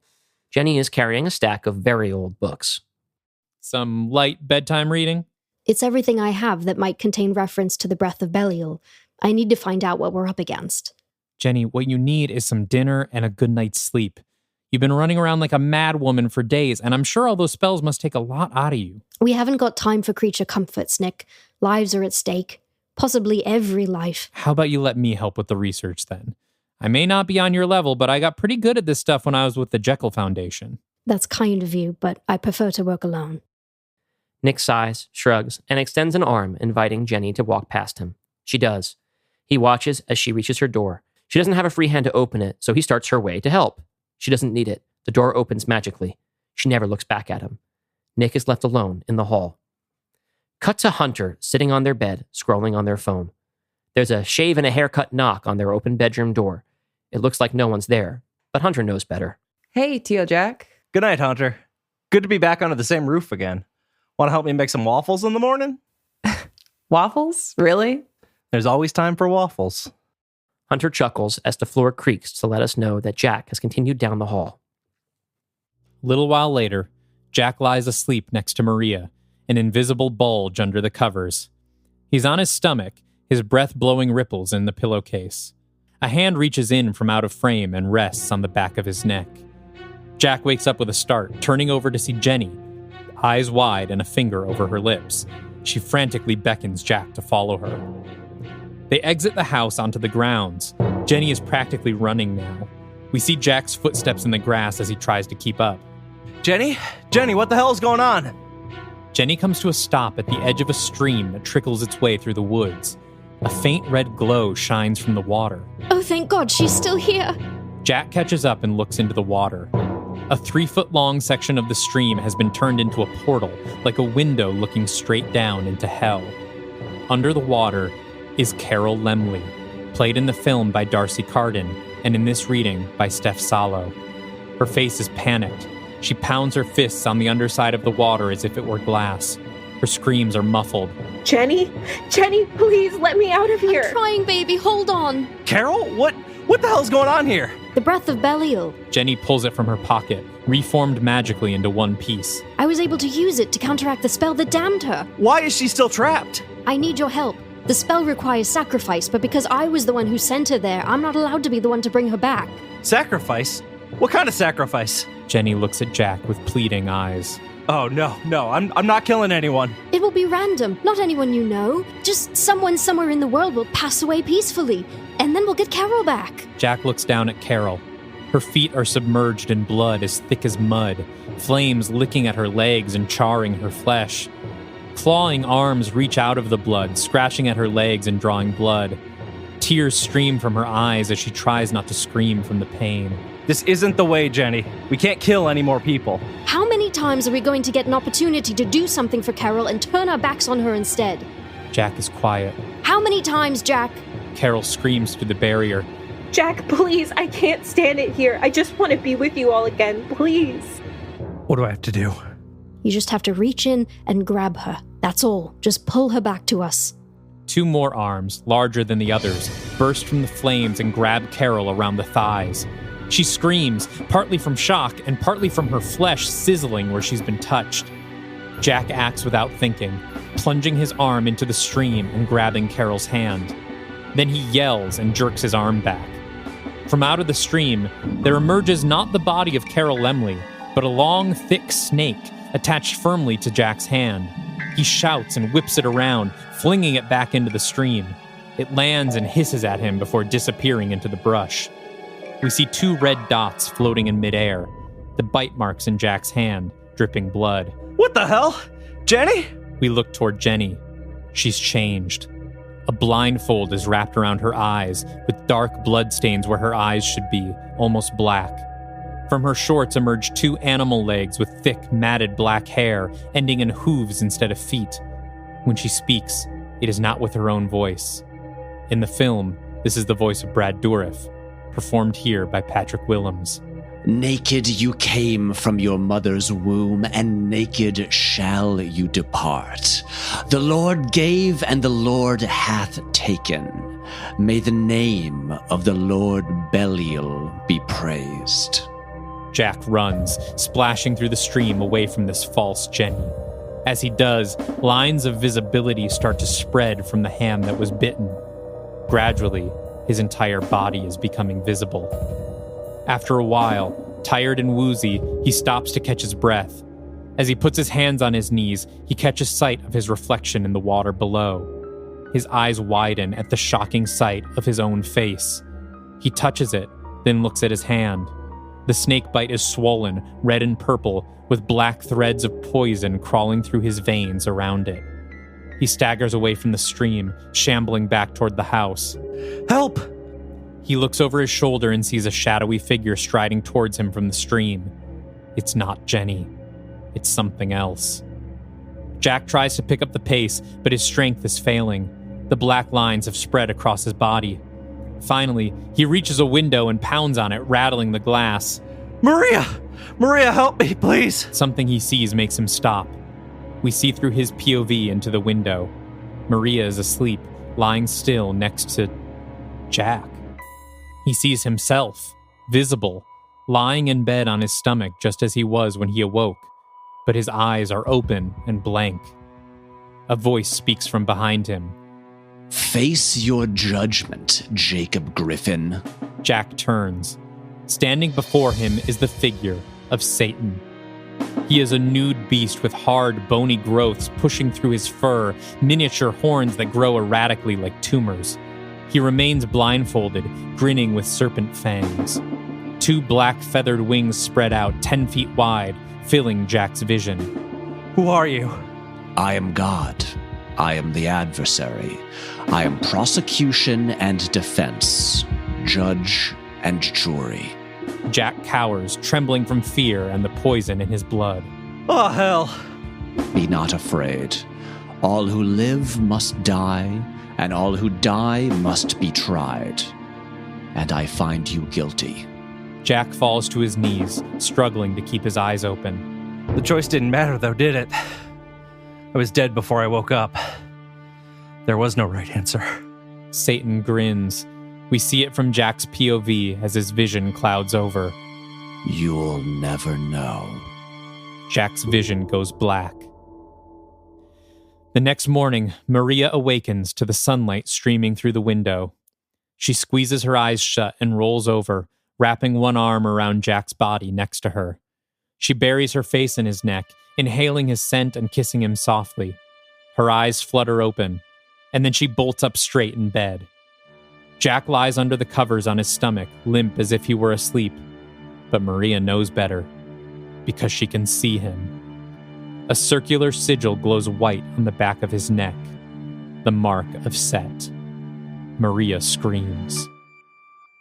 Far away, a figure emerges from the woods to stand on a mountain cliff. It's Princess Ahmanet, played in the film by Sofia Boutella, and in this reading by Frankie Starker. She's a rail-thin woman whose ashy skin is covered in black tattoos, burn scars, and yellowed bandages. She takes a deep breath, letting the sun soak into her flesh, then surveys the land below, scowling at what she sees. From behind her, another figure approaches. It's Adelaide Van Helsing, host of Set, played in the film by Michael Monroe, and in this reading by Merritt Kay. She's a woman in her 20s, dressed in a long coat over modern street clothes, but beneath the skin, she is a god of death, ancient as the world. She joins Ahmanet at her side, then stumbles, tripping dangerously close to the cliff's edge. Ahmanet catches her. Adelaide's irises shudder and split in two for a moment before returning to normal. She smiles. Ahmanet helps her stand up straight, then speaks in an ancient Egyptian tongue. Are you all right, my love? Adelaide answers back in English. Oh, yes. Brother Belial has returned to the garden. Adelaide stands tall and looks out at the vista before her. We pull back and swivel around to see the splendid view offered by their perch on the Jangsan Mountain in South Korea, the bustling port city of Busan, and its 3.5 million unsuspecting citizens. One step closer to Judgment Day. End of Act 1. Okay. Yeah. Let's have a little moment for Jack. Yes. A little. We know it's going to hit silence. a lot of folks real hard. We love Jack Griffin, of course. We love Carol. We love Victor. All the characters we killed. Hell, I love Oliver and Alice, who are killed off screen to set up the stakes of this film. Yeah. Which you threw in. I threw in, well, because I had an idea of the scale I wanted the disaster at the beginning to be. And the scale kind of thought of, like a rural college town. I'm like, oh, we've established one. And what's more, it's an opportunity for the bodies that we find to not be anonymous. Yep. Not only do we see two people that we know, but we can infer that everyone that we met in that film is now dead. Yes. Except for maybe Gillian Anderson. Well, and our cat lady and our herself. cat lady is not out, is no longer in town, right? But like, who knows? R.I.P. to like Kenzie, yes. Not Kenzie. Yeah. Oh no, not Dr. McManus. But yeah, my hope. I mean, this was your baby, so I shouldn't speak for it. But what I want to say is that I hope that the manner of his death and I think speaks to him as a character. Yes, and feels like honors him weirdly. I don't know. It's we hard. Always try to do them justice. Yeah, and shout out to you for really holding down the beginning of the script. You're going to hear in our planning episode, but the cold open, by the way, the one that takes place before the Mummy, I wrote that actually before we had even had our planning episode. I wrote it like the day of the planning episode because I just had this idea. I was like, I got to get this down. Then I got so distracted with the music video shoot and some travel plans and stuff, that you really held down most of the Selinsgrove stuff basically by yourself. You just headed out on Act 1 and knocked out a lot of it. Well, once I had it's one of those things where once I had the opening image, that whole section, which you're right, actually pretty much all of Act 1, Osgood Perkins could probably do. I just don't think the rest of the movie would be as speedable. Yeah. I got in one of those places. You know how I'm what they call a binge writer, right? Mm-hmm. I don't have a really good routine, but if you get me going, I will keep going until I pass out. And that's what this was. And I'm really happy with how it turned out. We, of course, did a lot of rewriting. Yeah, I came in and did some rewriting. There was some stuff that we decided to sort of move and modify to happen later because we wanted to keep things as sort of mysterious and dread-inducing as possible. And then by the time I got in, I was like, oh, cool, time to kill Jack. I guess I'll... And then I had written a completely different version. You came over. We sort of workshopped it together. Right. Came up with a good blend of our two versions. Well, you assigned me the task of researching Satan. And then forgot I did that. Yes. And then I did a lot of research. And for me, research is I'm listening to podcasts, I'm watching YouTube videos. You're not reading a book. Yeah. Certainly not reading the Bible. But the thing that was interesting to me about him, and I've actually shuffled some of this stuff out of the script because other things ended up suiting, and other information ended up being more resonant than this, is the idea that Satan's a fan fiction character. Mm-hmm. I checked, I guess a slightly different draft of that whole dialogue with somebody I know who is like a religious scholar, and she gave it the thumbs up. The idea of basically like, no, this was sort of a partially accidental and partially willful a translational error that created this entire character that became a catch-all for like every bad guy in the entire book who's not a human being. But that's kind of how a lot of religions develop, right? Is it's storytelling and myth that gets adapted over time, which opened the door for us because it's good to be able to take these very real figures, but not be tied to a specific version of them. Because you can be like, you can draw from all the imagery throughout history, but then be like, oh, but this is, those are modifications and myths and adjustments that happened over time. And actually, this is the original creature, Yeah. Well, I think the original God. That whole thing came back from you saying, like, let's go back as far as we can. Yeah. And I think I even knew then, going back as far as we can means going back to, like, how he got made up. Yeah, sure. But, yeah, and I think that death scene is really, I guess that counts as a ghost Carol, kind of, does it? It's not really, it's not her. It's not actually her. It's just, people have been predicting Carol to appear in every movie since she died. Yeah. And I thought it would be a pretty mean twist of the knife to have her appear thinking that she's going to get resurrected by Jack, but it was completely not really her, a figment made by Satan to test Jack. Yes. In the cruelest way possible. A test that he was always going to fail. Yeah, there was no way out. Well, I guess we just answered that for him. But I think that's pretty heavily implied that Jack is correct. There's just hell. We've established that pretty clearly. For him. Yes. Yes, so we're going to leave you on, as we go to break, just sit with your love for Jack Griffin for a moment. Yeah, keep him in your thoughts, folks. He will not be entirely absent from the rest of the film. His spirit lives on with the Dark Legion. Yeah, he was sort of like, I should say no more. On a lighter note, I think we should go get some McDonald's. Yeah, I'm really hungry. Yeah, let's get some McDonald's or some pizza or something. We're going to cut to a clip from our most recent bonus podcast where we pitched a Dark Universe version of Mamma Mia. Yeah, here's a little bit of that. And then we'll come back to start Act 2 of Dark Legion, Death's Door. Ba-da-ba-ba-ba. Cut the check.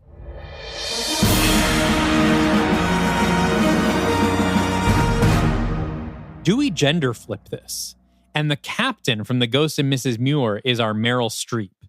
And long ago, he has a daughter from an encounter with a group of sirens when his ship shipwrecked. And she wants to know who her mother is, but he doesn't know which siren in the sort of orgy that he barely escaped with his life ended up being the mother of this child. This sure is a Dark Universe pitch. Do we like the idea of the man being the captain from... Oh, no, I think we're committed to that Which was Hugh Jackman. Yes! So of course we put him in a musical. Oh, my God. We have to do it, right? Yes. This is of course also Hugh Jackman's in the musical. This is part of the fun of doing it in this format is that we don't have time to second guess ideas. You just got to, whatever you got to run with it.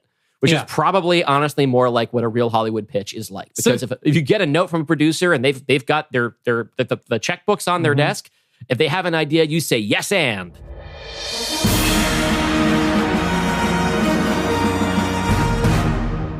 And we're back with we should just jump back into Act 2, right?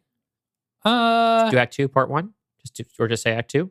Well, I wanted to talk about how we had some McDonald's. Oh, okay. Be real. All right. Be real with Let's the people. Be real. Yeah. We want to be real with our audience. Dalton, what did you order?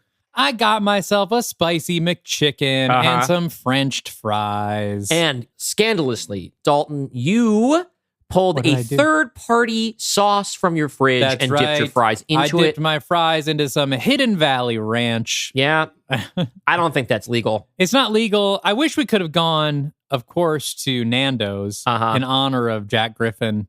Or had some frozen meals in honor of the Invisible Chef himself. That actually might have saved us a little bit of money. That might have been a good idea. Yeah, but the McDonald's was good. But we're back at it. We are back at it. I had a McDouble, some fries, and a Coke.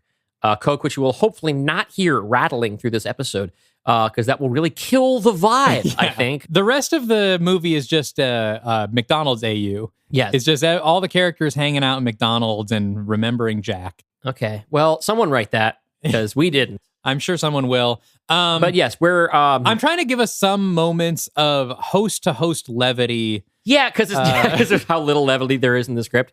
Well, this is especially now that our funniest character is dead. I mean, this is our biggest bummer script, right? Mummy Returns is a pretty big bummer, but Black Lagoon's Black Lagoon's a big bummer. I write a lot of bummers. You do write bummers. Bride and Frankenstein's a bummer. But I'll tell you what this movie is not about, really, Dalton, is it's not about loneliness. That's right. So there you go. About the opposite. Yes. But that's a spoiler. Is it? No. Let's get now, as you said, into Act 2, Part 1, Busan, South Korea. We fade in on a hospital room. An old woman lies in bed, eyes barely open, taking slow, gasping breaths. At her side is a young woman, Mi Seulgi, played in the film by Park So-dam, who bites her lip and holds the old woman's hands. The old woman reaches feebly for a pack of cigarettes at her bedside table. Mi gives her a look that says, "I can't believe you." They speak in Korean with English subtitles. Grandma? Her grandmother just takes another rasping breath and looks at her. Mi sighs. What could have hurt at this point? Just one. Then I have to go to work, okay? She lights the cigarette and holds it in her grandmother's mouth for her. As her grandma exhales, Mi checks her phone. A text from her boss. While she's looking down, she doesn't see that the smoke her grandmother exhales briefly forms the face of a man, glowing faintly and looking down at the old woman with a smile. Her grandmother sees it and smiles back. The smoke dissipates. Mi looks up, puts out the cigarette, and stands. Her grandma's smile fades and she shakes her head. I'm sorry, Grandma. I'm already late. I can't lose this job. It's the only thing getting you the care you need. She kisses her grandmother on the forehead. I love you. I'll be back first thing in the morning, okay? I promise. She takes her grandma's hand and draws a symbol in her palm. Nothing magic. From the look on her face, it's likely just a character that means love. As Mi leaves, we catch sight of an altar set up next to the old woman's hospital bed. It looks hastily thrown together, just a blanket on a side table littered with wooden statues, stones, and an incense pot. The largest object is a painting, leaning against the wall, depicting two twin spirits wearing matching robes and hats decorated with a large star. In between them, they hold a mirror whose frame looks like the mouth of a golden beast.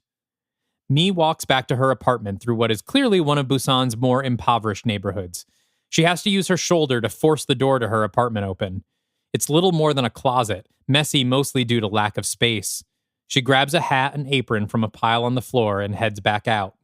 Cut to Mi, now wearing the hat and apron, taking orders at a noodle shop in a crowded market. It's the lunch rush, and she's clearly overwhelmed. While she manages the long line, she's also being yelled at by the people who have already ordered, whose food has not yet arrived. She yells for her coworker to come out from the back, but nobody does. She apologizes to the line and retreats into the back room to look for him. The kitchen is empty. She growls with frustration and goes to stir the pot of noodles herself. When she looks down into the pot, she screams. The head of her coworker bobs to the surface, skin bubbling and eyes sizzling steam in the boiling water. An arm, pasty white and covered in yellowed bandages, reaches out from behind her and pulls her into the alley behind the shop. Ahmanet grabs Mi by the throat and slams her against the wall. She leans in close to Mi and speaks in ancient Egyptian, which is subtitled for us. You have one chance to live. Mi screams until another hand comes into view and slowly clasps over her mouth. This hand is a less ghostly white. Her nails are manicured. By all appearances, this one belongs to a living person, Adelaide Van Helsing. She speaks in Korean. You do want to live, don't you? Mi, crying, nods. Good. Then listen and answer my questions. You are Mudang, are you not? Mi hesitates. Ahmanet's grip tightens around her throat. I could compel her to answer. That is true. But the twins are finicky in their ways. I think it's better if she tells us willingly. Adelaide locks eyes with Mi. Are you willing to bargain for your life, child? Mi nods. Are you Mudang, or are you not? My grandmother was... But she taught you her stories, didn't she? A Mudang would never let her histories die. Mi nods. My bride here holds your life in her hands. Do what we say, and she'll let you keep it. Isn't that right, my love? If you insist. What do you want from me? Ahmanet releases Mi's throat. Adelaide smiles.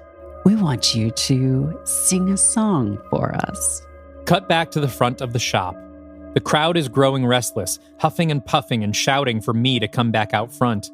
The camera slowly lowers to ground level, looking at the customer's feet.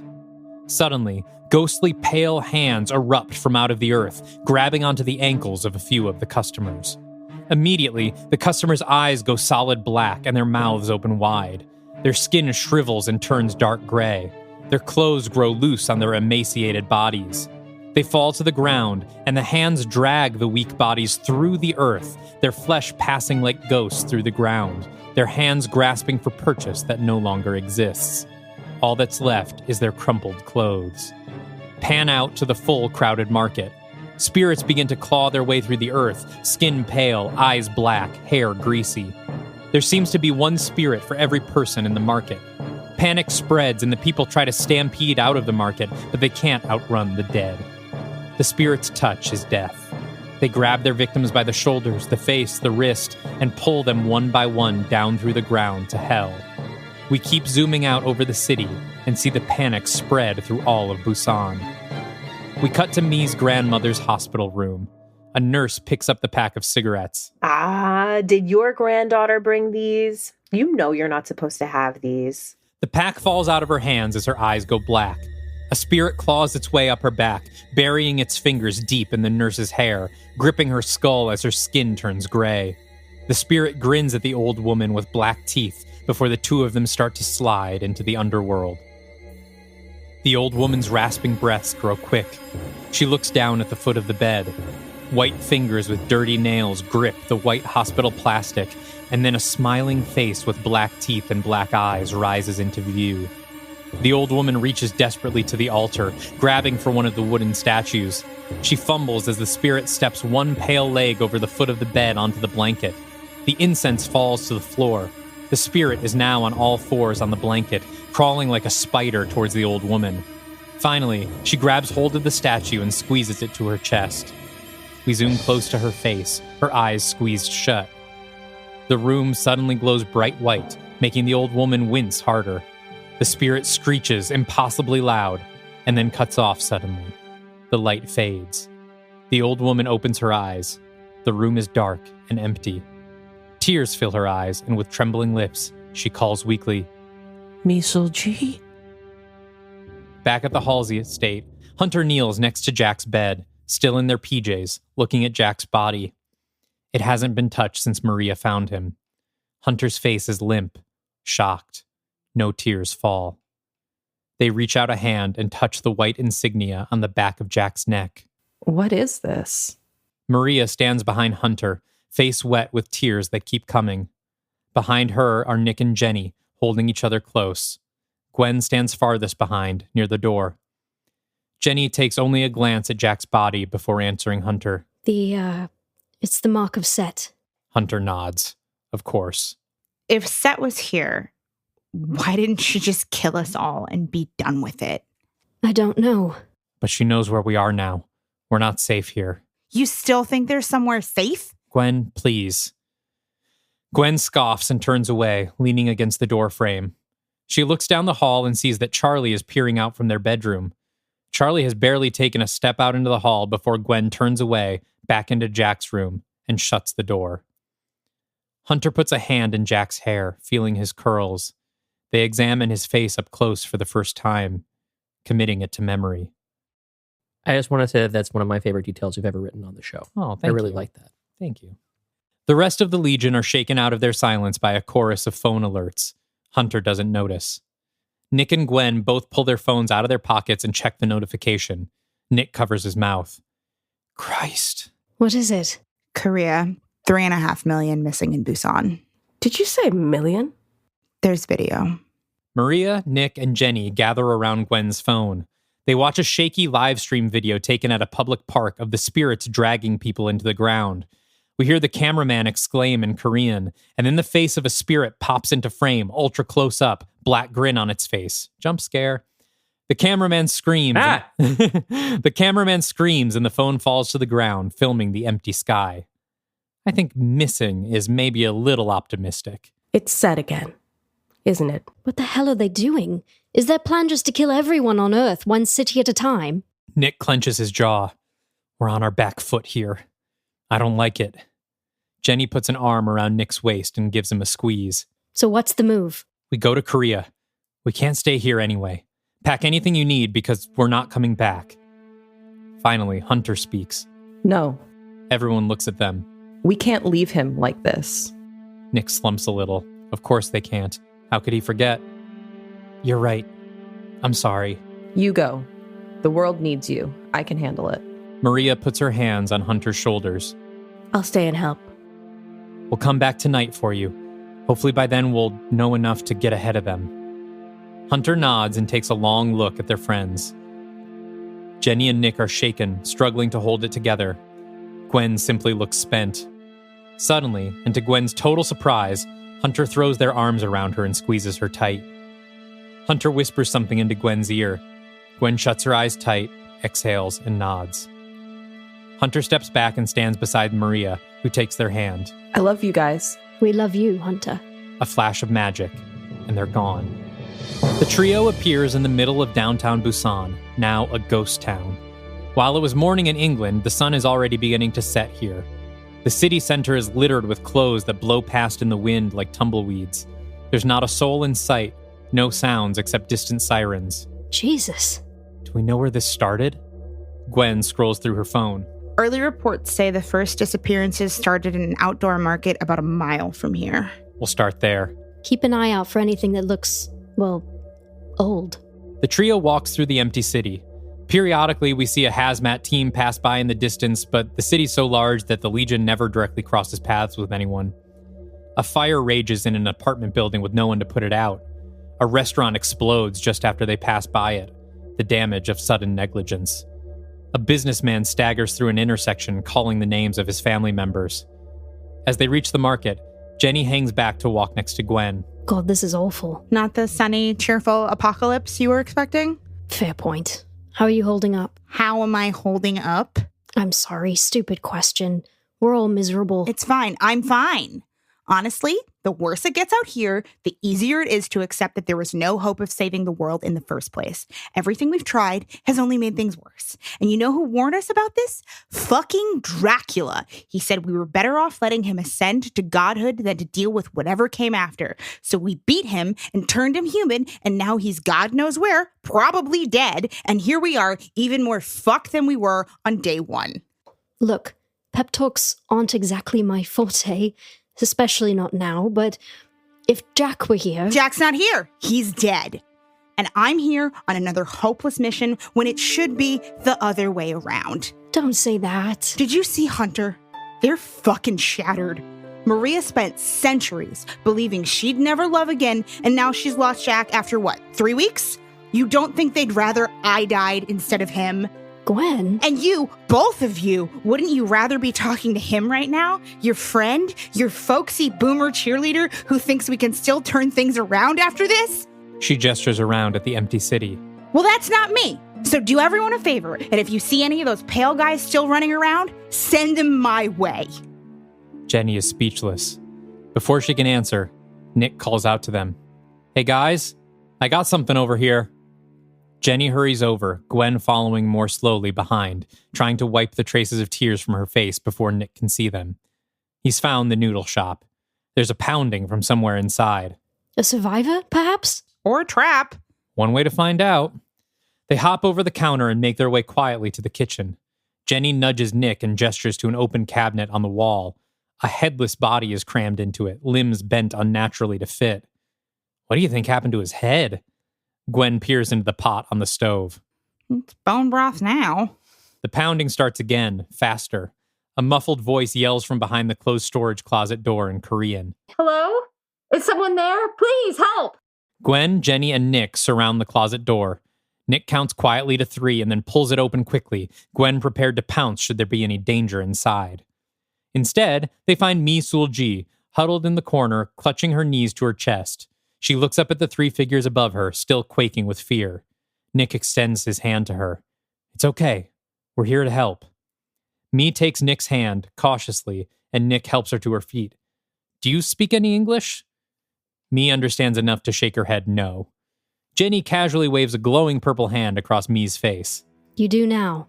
Mi takes a sharp breath, startled by her sudden recognition of Jenny's words. Nick shoots Jenny a look.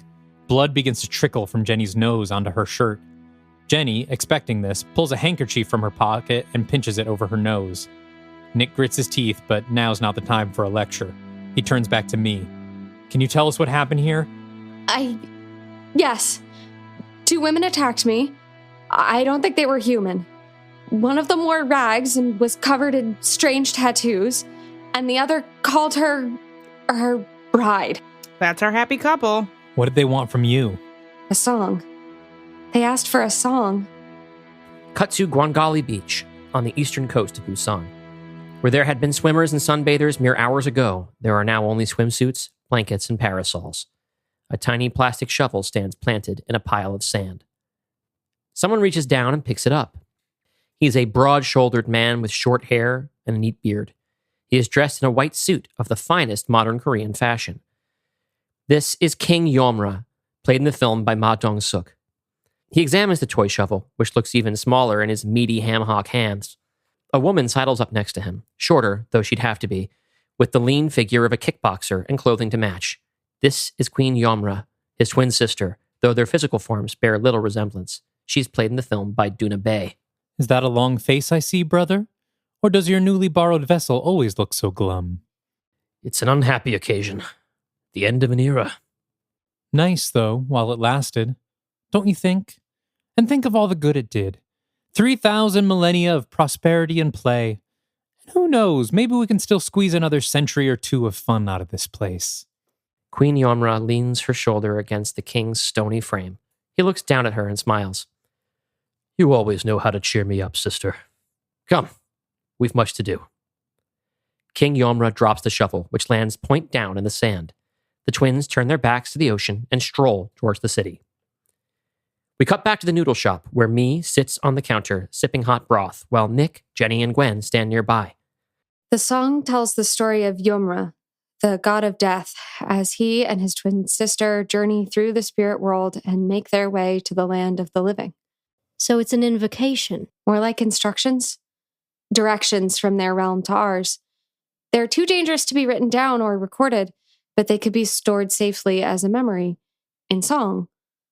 The women in my family have been the keeper of this song for centuries.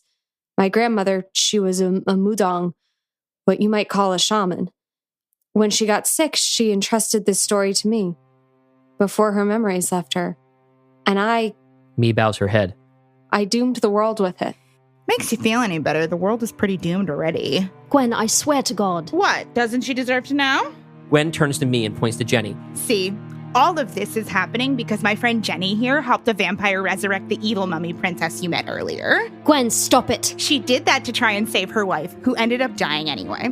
She's in hell now. You're way out of line, Gwen. Of course, she wouldn't be if Nick here hadn't sabotaged a plan to collapse the mouth of hell, which he couldn't let happen because it would have cost the lives of everyone in Cairo. Hey, how many people live in Busan? I mean, lived. Gwen, wait outside.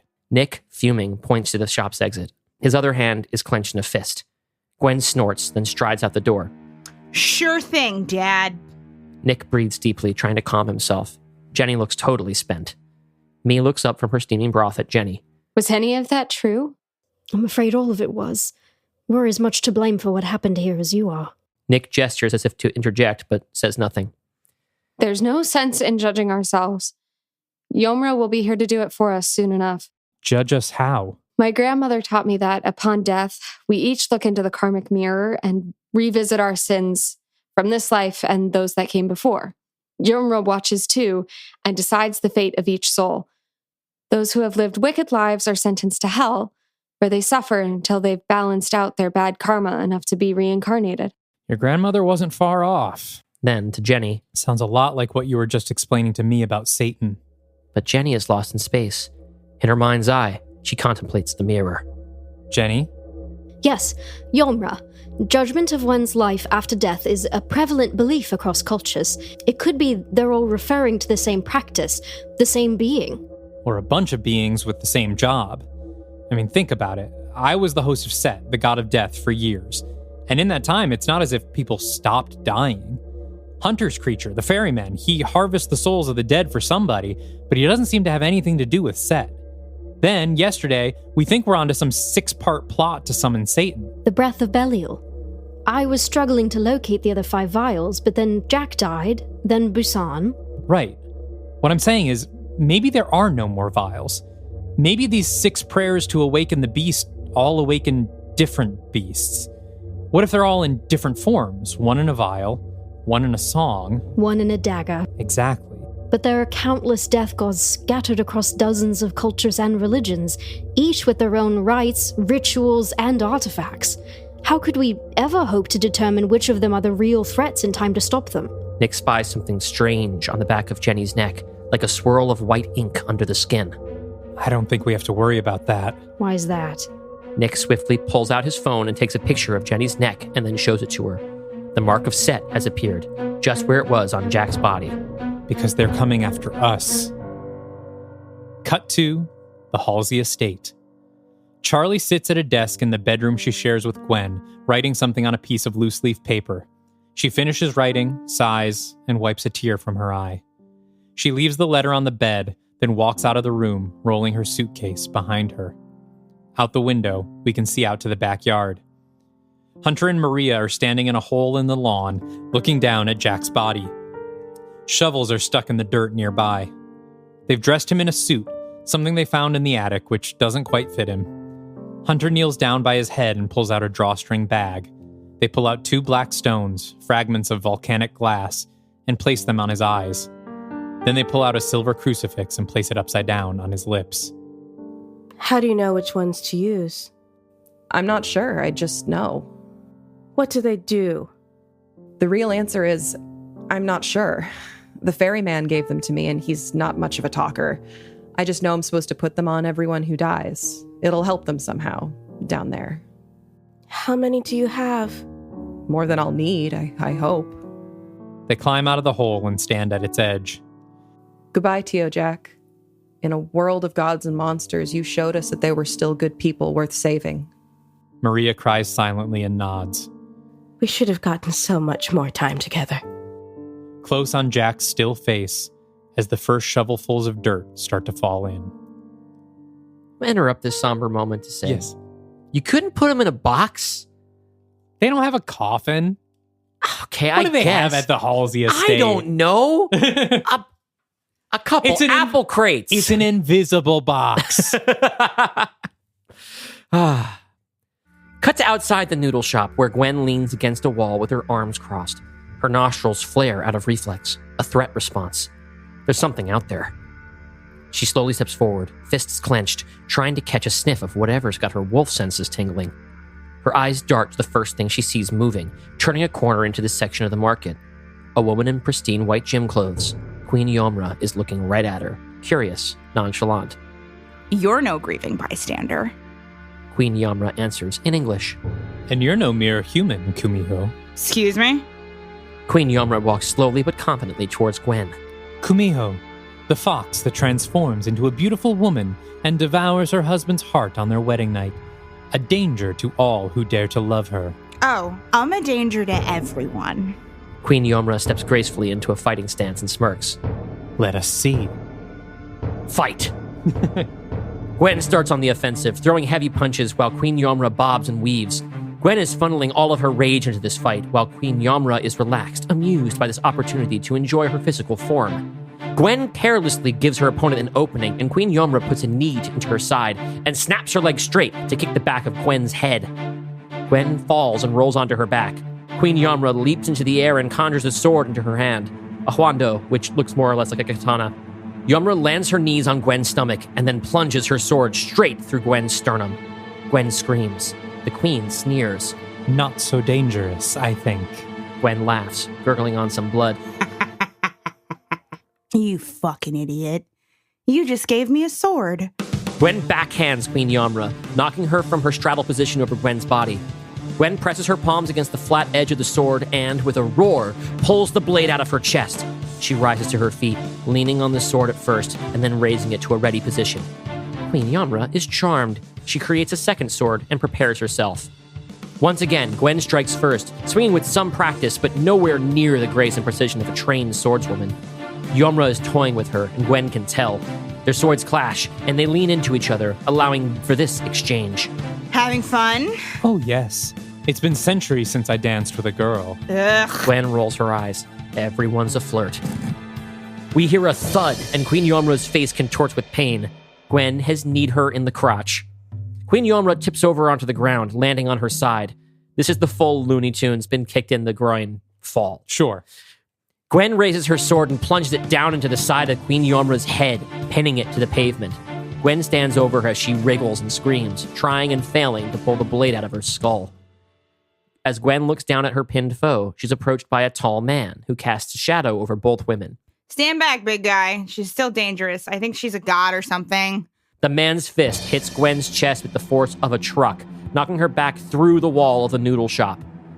Nick, Jenny, and Mi look up. Mi cowers behind Jenny, while Nick helps Gwen get to her feet. Through the hole in the wall, we can see King Yomra pulling the sword out of his sister's head. He breaks it over his knee and then throws both pieces behind him. The queen rolls over onto her back, out of it for now. Gwen turns to Nick. Which one of them is Yomra? I think they're both Yomra. Terrific. Gwen, these are gods. You won't be able to kill them. But if you can buy me some time, I might be able to banish them. Gwen cracks her neck and her teeth sharpen in her mouth. Take your time. As Gwen charges towards the hole in the wall, her skin tightens and strains as her other body, her 10-foot-tall wolf woman body, grows underneath it. Her skin and clothes tear into pieces as the alpha wolf emerges, her fur wet with blood, and dives straight at King Yomra, teeth first. As the fight leaves the noodle shop, Mi scrambles to her feet. Hey, whoa, where are you going? My grandmother. I have to get back to my grandmother. Your grandmother. It's too dangerous. You have to wait here. Jenny grabs Nick's wrist and looks at him with sorrow in her eyes. I think I know how to stop them. Outside, Gwen tackles King Yomra to the ground. She dives to bite his entire face off, but he catches her jaws in his hands. Calmly, as if exerting no strength at all, he gets to his feet, pushing her mouth up until he's standing. She roars, and he clamps her mouth shut, cutting it short. He wraps his hands around her snout and swings her in a circle, tossing her into a nearby building. She recovers quickly, shaking the dust off and charging at Yomra. Yomra gets into a battle stance, 2 huandos materializing in his hands. But that's not all. 6 more arms grow out of his torso, each of them wielding their own huando. He doesn't approach Gwen. Instead, Gwen charges headfirst into a tornado of blades. Her impact skids him back a few feet in the cement, but otherwise he stands his ground, slashing and dancing with his 8 swords, all of them cutting deep. Gwen howls and tries to back away, but now King Yomra advances on her, not letting her escape. The edges of his blades are dripping with her blood, and no matter how much she snarls and snaps and lashes out, he cannot be stopped. As she backs up, she trips on a pile of rubble and falls onto her back. King Yomra tramples calmly up onto her stomach and points his blades at her neck. Gwen looks up, face bleeding, and growls. Do it! King Yomra looks over his shoulder. His twin is up now, walking with purpose toward the noodle shop. The king smiles. I am not here for you, Kumiho. Your time will come. He stabs all 8 blades through her fur, pinning her to the ground. He goes to join his sister. The twins walk back into the noodle shop to find Nick, Jenny, and me still huddled on the ground. Jennifer Halsey, you bear the mark of Set. Are you prepared to face judgment? Jenny stands between the twins and the mortals. Stay behind me. I've got this. She turns back to look at them, but they're gone. Everything's gone. She stands in a black void. She turns back to the twins, but they're also gone. In their place is a mirror, its frame a golden lion with its jaws clamped around the glass. Jenny approaches her reflection slowly. As she gets closer, she sees that its eyes and teeth are pitch black, skin pale. It grins at her through the glass. King Yomra's voice echoes from all around her. Each of us bears a karmic reflection. It lives beneath us in the next world, gathering remnants of our deeds. So, what do you see, Jennifer Halsey? This pageantry's a waste of time, Yomra. I know the evil I've done. I know there's no redemption awaiting me. It's not enough to know. You must look it in the eye. Jenny sees another figure in the mirror, in the distance behind her reflection. The figure has its back to the mirror, walking away. It looks like Carol. Jenny turns around and chases the figure. Carol? Carol! She catches up and grabs Carol by the shoulder, spinning her around. But when she turns, it's not Carol. It's Adelaide. Jenny's lip curls and she pulls back to punch Adelaide. Adelaide pulls back as well, and when Jenny swings, her fist collides with a pane of glass that cracks from the impact. There's a mirror between them. Adelaide moves in perfect sync with Jenny, her reflection. I get it. I'm a monster just like her. I know this story already. I tell it to myself every sleepless night. She turns away from the mirror. The Yomra twins stand before her. You want to tell stories? I have one for you. The twins look at each other. The queen nods. We will hear your history and ensure it is not lost to time. How generous. We cut back to the noodle shop. Nick is looking around for Jenny. Jenny? Jenny, where did they take you? Mi, still scared out of her mind, sees her opportunity and takes it. She gets up and runs. Hey, wait! I'm sorry. My grandmother is sick and alone. I need to find her. Back to the black void. Jenny faces down the gods. My story is about 2 gods, twin siblings. The brother was the 5th king of the underworld. You plan to tell me my own story? How presumptuous. You should savor it. She holds a few long black strands of hair in front of her. Because this is the last time anyone will hear it. What is that? 10 hairs from the head of Mi Seulgi, the last person in Korea who knows your tale. She pinches the bottom of the hairs and they begin to burn with purple fire. What witchcraft is this? A tear falls quietly down Jenny's face. As she speaks, we intercut between her in the void and me running through the empty streets of Busan towards the hospital. My latest act of bad karma. With this fire, I burn away every last memory Mi Seulgi carries of her grandmother, including the story of the twin gods, erasing them from the oral history of the world. The twins look down. Purple fire engulfs them from the bottom up, just as it does the strands of hair. No. No! I'm sorry, Mi. As the fire finishes consuming the strands of hair and the 2 gods, we cut to Mi, who has reached the parking lot of the hospital. She slows to a stop, a look of confusion on her face. She cocks her head, trying to remember why she came here. But there's nothing. Just a hole in her memory and her heart, a strange feeling of loss. She shakes it off and turns away from the hospital, making her way home. Inside, her grandmother trembles, alone in the dark. Back to the noodle shop. Jenny is back with Nick. What happened? Where'd they go? They're taken care of. How? What did you do? Jenny looks at him. Never ask me that again. Nick looks at the back of her neck. The mark has disappeared. For now. I'm sure I'm still marked, just not hunted for the time being. Outside, the swords pinning Gwen to the ground dissolve into air. She transforms back to herself, covered head to toe in new scars. She limps back to the shop. Did we win? Nick looks at his phone. Jesus. Not yet. What is it? Mexico. Before we move on, Yeah. I know we're not done with Act 2, Part 1. Yes. Still have a little bit left. Do we want to talk about the Korea section? Yeah, let's talk about that because we're not. But that's basically like a whole little chapter in itself. Yeah. It's a breaking point. We've now gotten to the end of our South Korea section. Yeah. So this is where we can kind of talk about the idea of sort of doing this sort of globe-trotting thing where we're going to deal with death gods from different cultures or our versions of them, right? We do our best to be respectful and accurate, but as with any interpretation of these, obviously a lot of these are already interpreted a dozen ways. Yes. Like, I think we established that idea with Satan early on. That's one of the reasons why I wanted to keep that in there. Yeah. That these are all, to a degree, malleable. But I did a lot of research on Korean shamanism. Yeah. And so you had originally in the Selinsgrove scene a flashback to a student who was with Ahmanet and Set when they found the breath of Belial. Yeah, the idea there was for that to be our introduction to those characters. And you made the good argument that it's better for us to maintain mystery of what's going on for a little bit longer. And so that character, that sort of teaching assistant that was supposed to be, who ends up sort of being replaced in the narrative by the body that Gwen finds inside the vault. Tammy became R.I.P. Tammy. Mi Seulgi.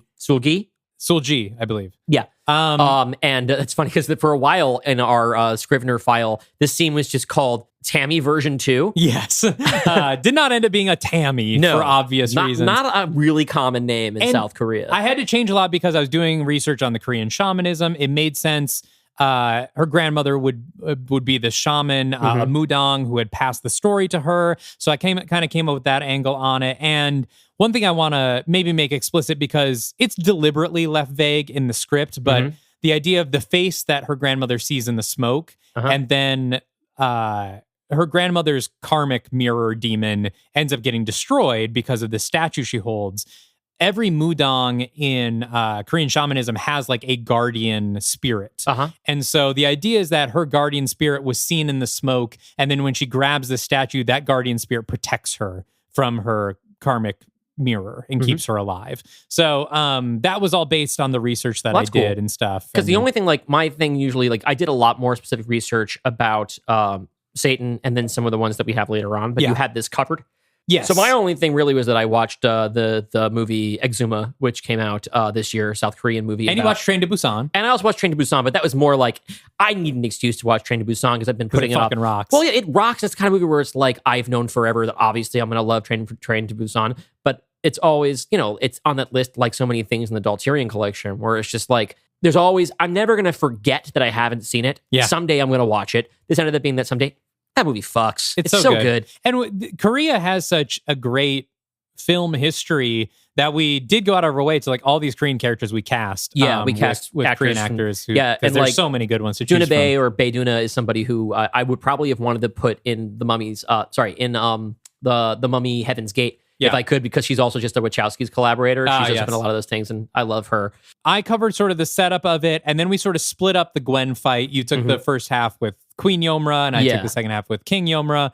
And it ended up being a nice you little gave blend. Gwen a sword in your movie, I had to give her a sword here. Great touch. Yeah. I think there's a lot of fun action in this, while also then still having the sort of dark and horrific beginning added and end. A late addition to this sequence. You didn't read that line until we were just reading it. Yes, the final shot where we cut to her grandmother alone and like going to be alone and probably die in that room. Yeah, I added that line this morning while I was reading through. Yeah, that is, you're a bad person for writing it. It's really, but yeah, I really like this because, I mean, what's funny is that you and I kind of established, as you will all hear in a couple of weeks when you hear the planning episode, we established our themes in that conversation. And then we, from different angles, approached our sections of the movie to speak to that theme. And there were a lot of things that happened kind of by accident that I think speak to each other very well.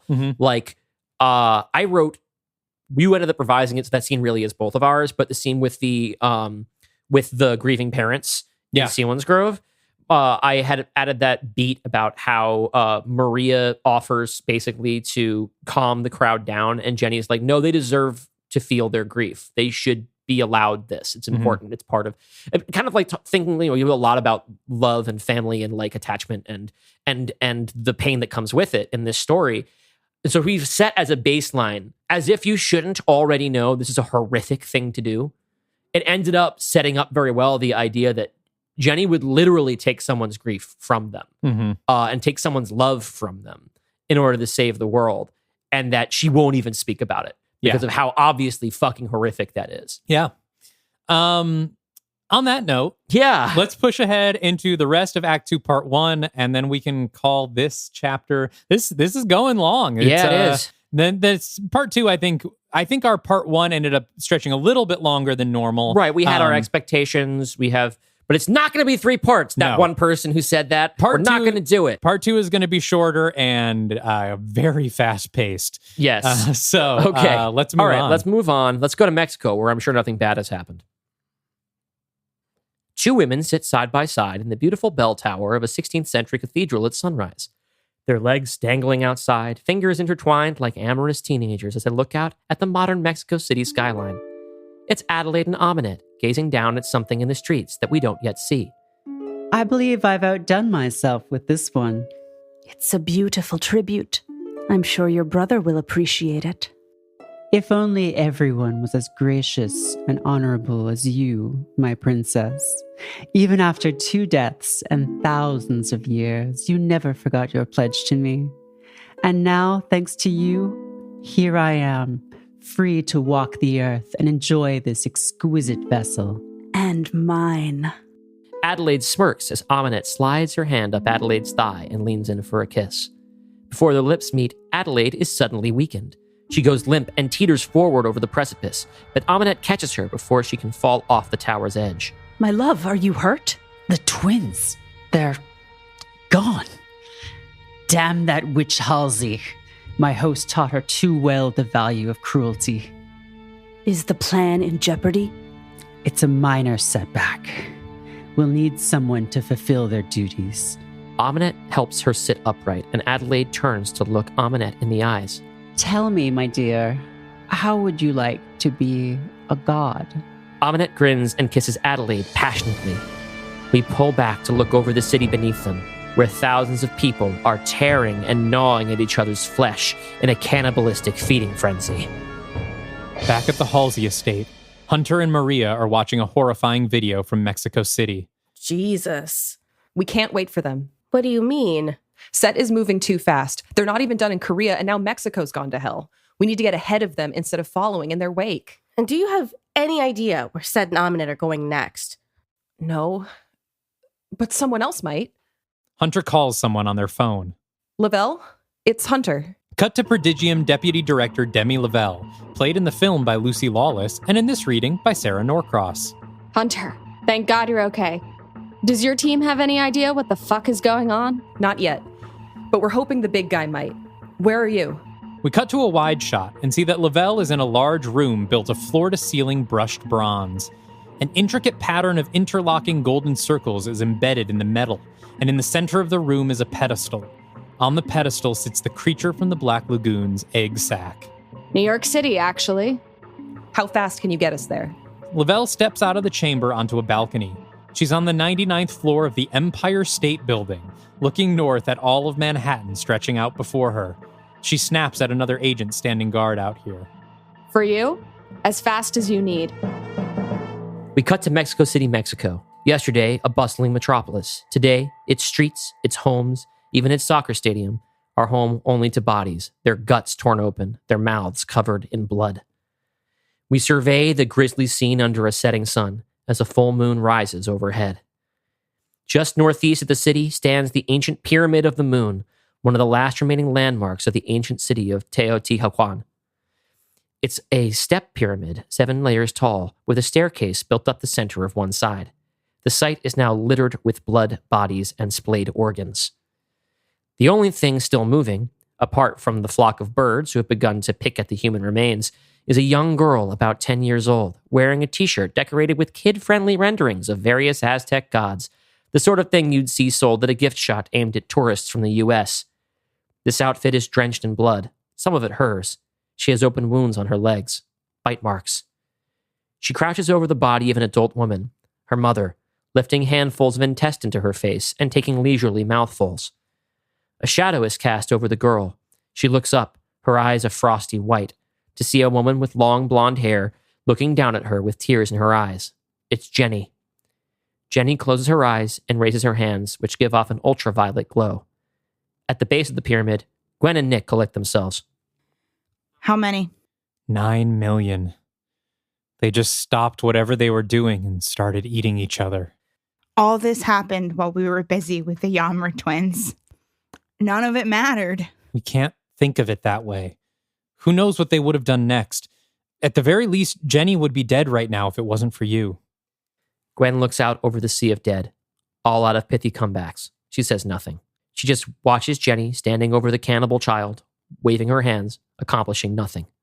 Close on Jenny, looming over the girl, picking the last of the meat off her mother's tibia. Jenny lowers her hands and sighs. She walks over to where the rest of the team is gathered. The curse is unbreakable. I've tried almost everything in my arsenal. The girl discards her mother's leg and looks up at the group, now 20 yards away. Almost? Without another thought, the girl jumps to her feet and breaks into a sprint directly towards Jenny. Jenny doesn't flinch. She simply undoes a snap on the hip of her belt, draws a pistol, and fires. The girl instantly goes limp, falling forward and sliding across the paved courtyard. She comes to a stop at Jenny's feet. Jenny lets her hand go limp. The gun lands with a clang next to the girl's head.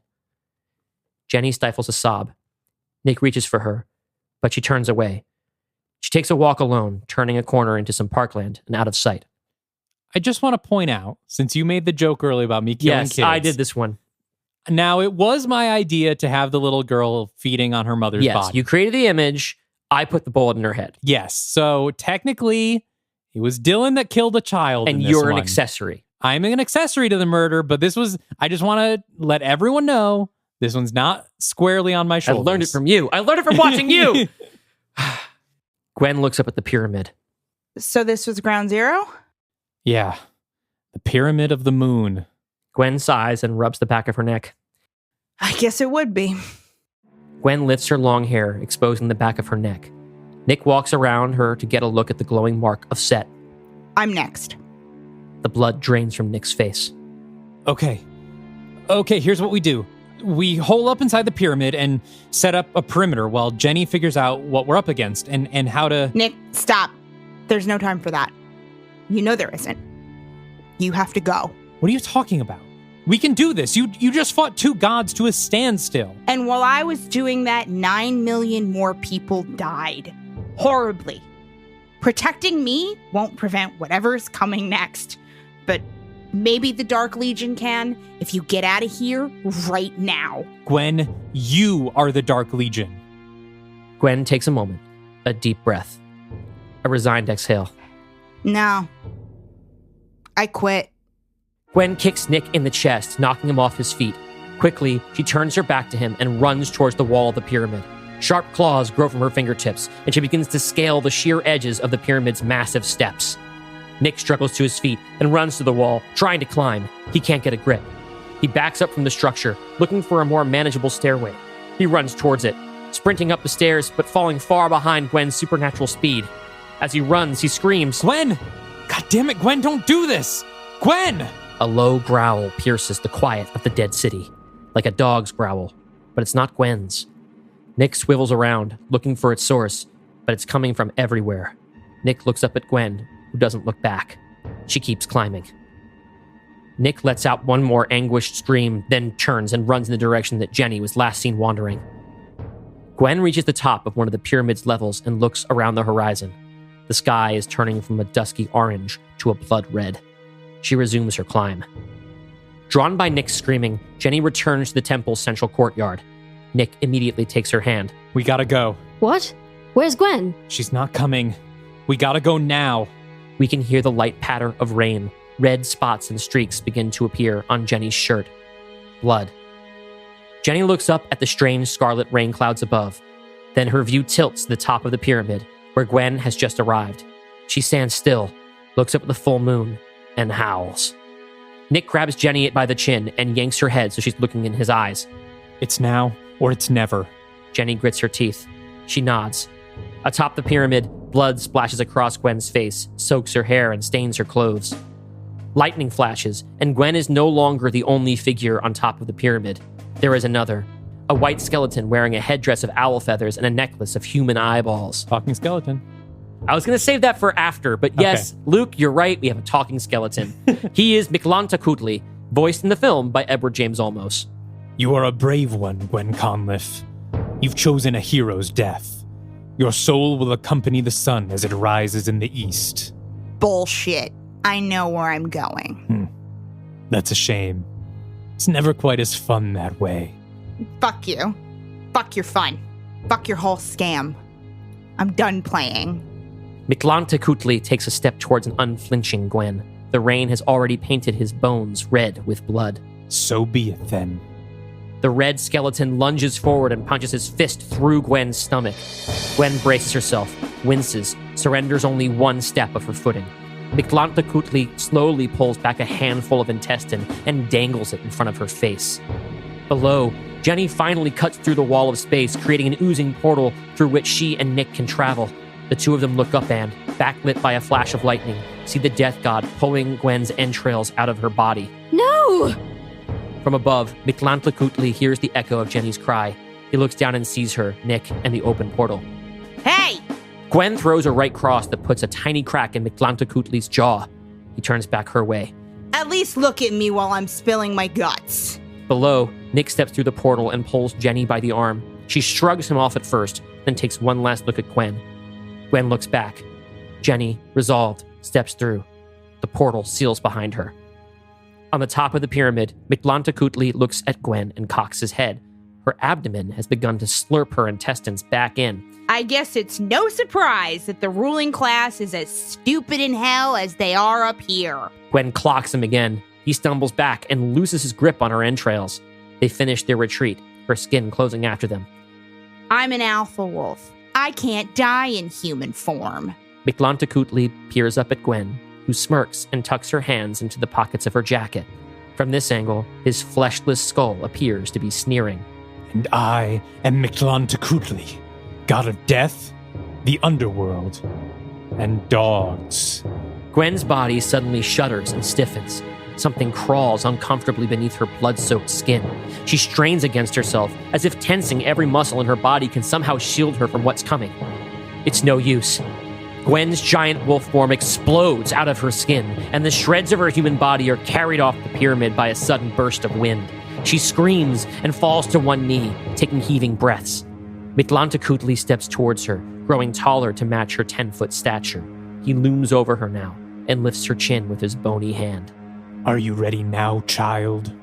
Weary, Gwen looks into the skull's hollow eyes, their black emptiness reflected in her own. A tear falls. Yeah, I'm ready. With a nod, Miklanta thrusts his other hand through the wolf woman's chest and rips it out, gripping her still beating heart. Gwen roars, then falls limp over the side of the pyramid. Her body bounces down each step, landing hard enough to crack the asphalt below. Miklanta looks down from atop the pyramid, then gradually dissolves into flame, his laughter echoing into the night. Below, the mortally wounded wolf woman crawls slowly towards the base of the pyramid, animated only by the magic that's pumping out of her body along with her blood. Her body is shrinking, shedding, slowly returning to her human form. She digs one of her claws into the pavement and drags herself forward. The other is clenched tightly into a fist. There's a tunnel ahead, one of the pyramid entrances that's been excavated by archaeologists, open to tour groups. She crawls inside. Now inside the pyramid, the site of countless ritual sacrifices, the human Gwen Conliffe rolls weakly onto her back.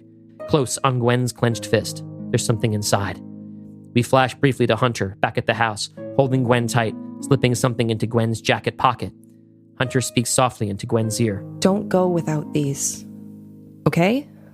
In the present, Gwen unclenches her fist, revealing 2 small stones of polished turquoise and a carving of a feather fashioned from bone. With the strength of her last breath, she places the feather across her mouth, closes her eyes, and leaves a stone on each one. Her hands fall beside her. She's gone. End of part 1. Damn. That's Dylan killing his baby girl. She's my favorite. I'm not supposed to say, right? She's But your first. she was my your first favorite. my first contribution to this world. She's the one I've poured most of myself in of anybody in this. I mean, I guess Oliver's close. I killed him too. This is what had to happen. This is how it had to go. You know, you get to this point in a horror story. Mm-hmm. People have to start dropping. This was a more badass death than I had initially imagined that she'd have in this story. Very badass death. As you'll eventually hear in the planning thing, my thing with her is really I needed her to reach the absolute pit of doomerism to the point that she essentially gave up. And I think she actually rebounds just a little bit here. The thing about Gwen, her final acts are defiant, but that's like I think as you're about to say about Gwen, sometimes it's just a fuck you.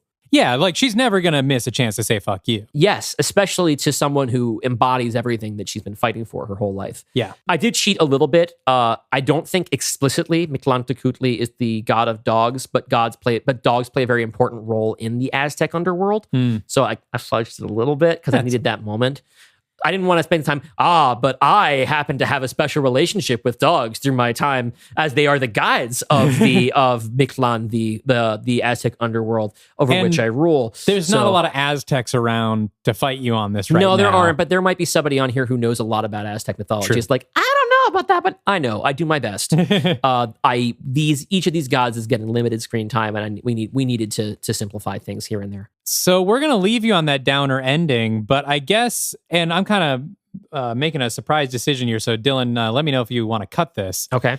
But I thought maybe we could leave you with a announcement, which is that as you wait for part 2 to come next week, we want to announce, we'll talk about this more in the planning episode, that Dark Legion 4 will conclude the stories of these characters. Yeah. That doesn't mean the podcast is No, ending. the podcast, Absolutely we not. can't stop. We would die. Yes. Continuing to do it is killing us, but stopping it's kind of like, I don't know, heroin, I guess. Yes. You got to keep taking it, but if you stop, you'll also die. We don't want to get into a lot of the Marvel problems. Yeah. We want the story to end. Yes, I think as you will hear me say in that planning episode, and I will probably say a million times more between now and next year, the thing that all great stories have in common is that they fucking end. Yes. And we do not want to. We've been talking since almost the beginning of the show, where we initially just said the mission of the statement was to do an Infinity Saga, right? Mm-hmm. We didn't count on being a success, and we want to keep going. We're also just really enjoying ourselves and the community that we get to commune with this. But I think we can all look back at the multiverse saga and say that one of the biggest mistakes they made in making it is it existing. It's what we want to do is we want to send this story out on the biggest possible bang, and then not completely take the air out of that. Yeah. At a certain point, it feels like it's a disservice to the characters by keeping them go. A thing that I always complain about also with like sort of requel culture is that the ending of every story ends up being, an until. It's like, no, you should let it go. The idea is we want to turn them over to you. Yes, the fan community. You all can go nuts. We're gonna go the Matrix. We're gonna go the Matrix Online with it. We give you the canon, and you all can do your thing. And we want to keep creating new characters for you to fall in love with, and for us to fall in love with fresh stories and fresh arcs. And trust me, we already have ideas for those that we will not be telling you about for some time. Dalton, a while ago, and I guess some period of time where you had extra work hours on hand. I have no idea how or when. You had this whole document for me, like almost like a Bible for this next idea, which is really cool, and which I am excited to contribute to. So. And honestly, Dalton, I'm so excited that you're excited. Yes. Because I know you love doing this, but I feel like sometimes the character of Dalton Deshane on the show is like, oh my God. I'm the curmudgeon. Yes. We curmudgeon different ways. Yes. But I say that to say that we're taking these things seriously. These deaths matter to us as much as they matter to you. And we are going to make sure that we give you the ending of the Death's Door saga that you deserve. And that we can all be proud of.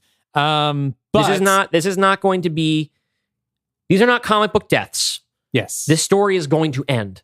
Yes. But not yet. But not with yet. Death's Door. Not with Death's Door. You still have a whole season. Yes. So basically, this is just kind of us announcing that this, and then, whatever happens after that. But yeah, this story comes to an end with Dark Legion 4, the title of which you'll find out next week. Yes. So we're going to leave you there. We've gone pretty long, and we still have to record part 2. Yeah. But boy, howdy.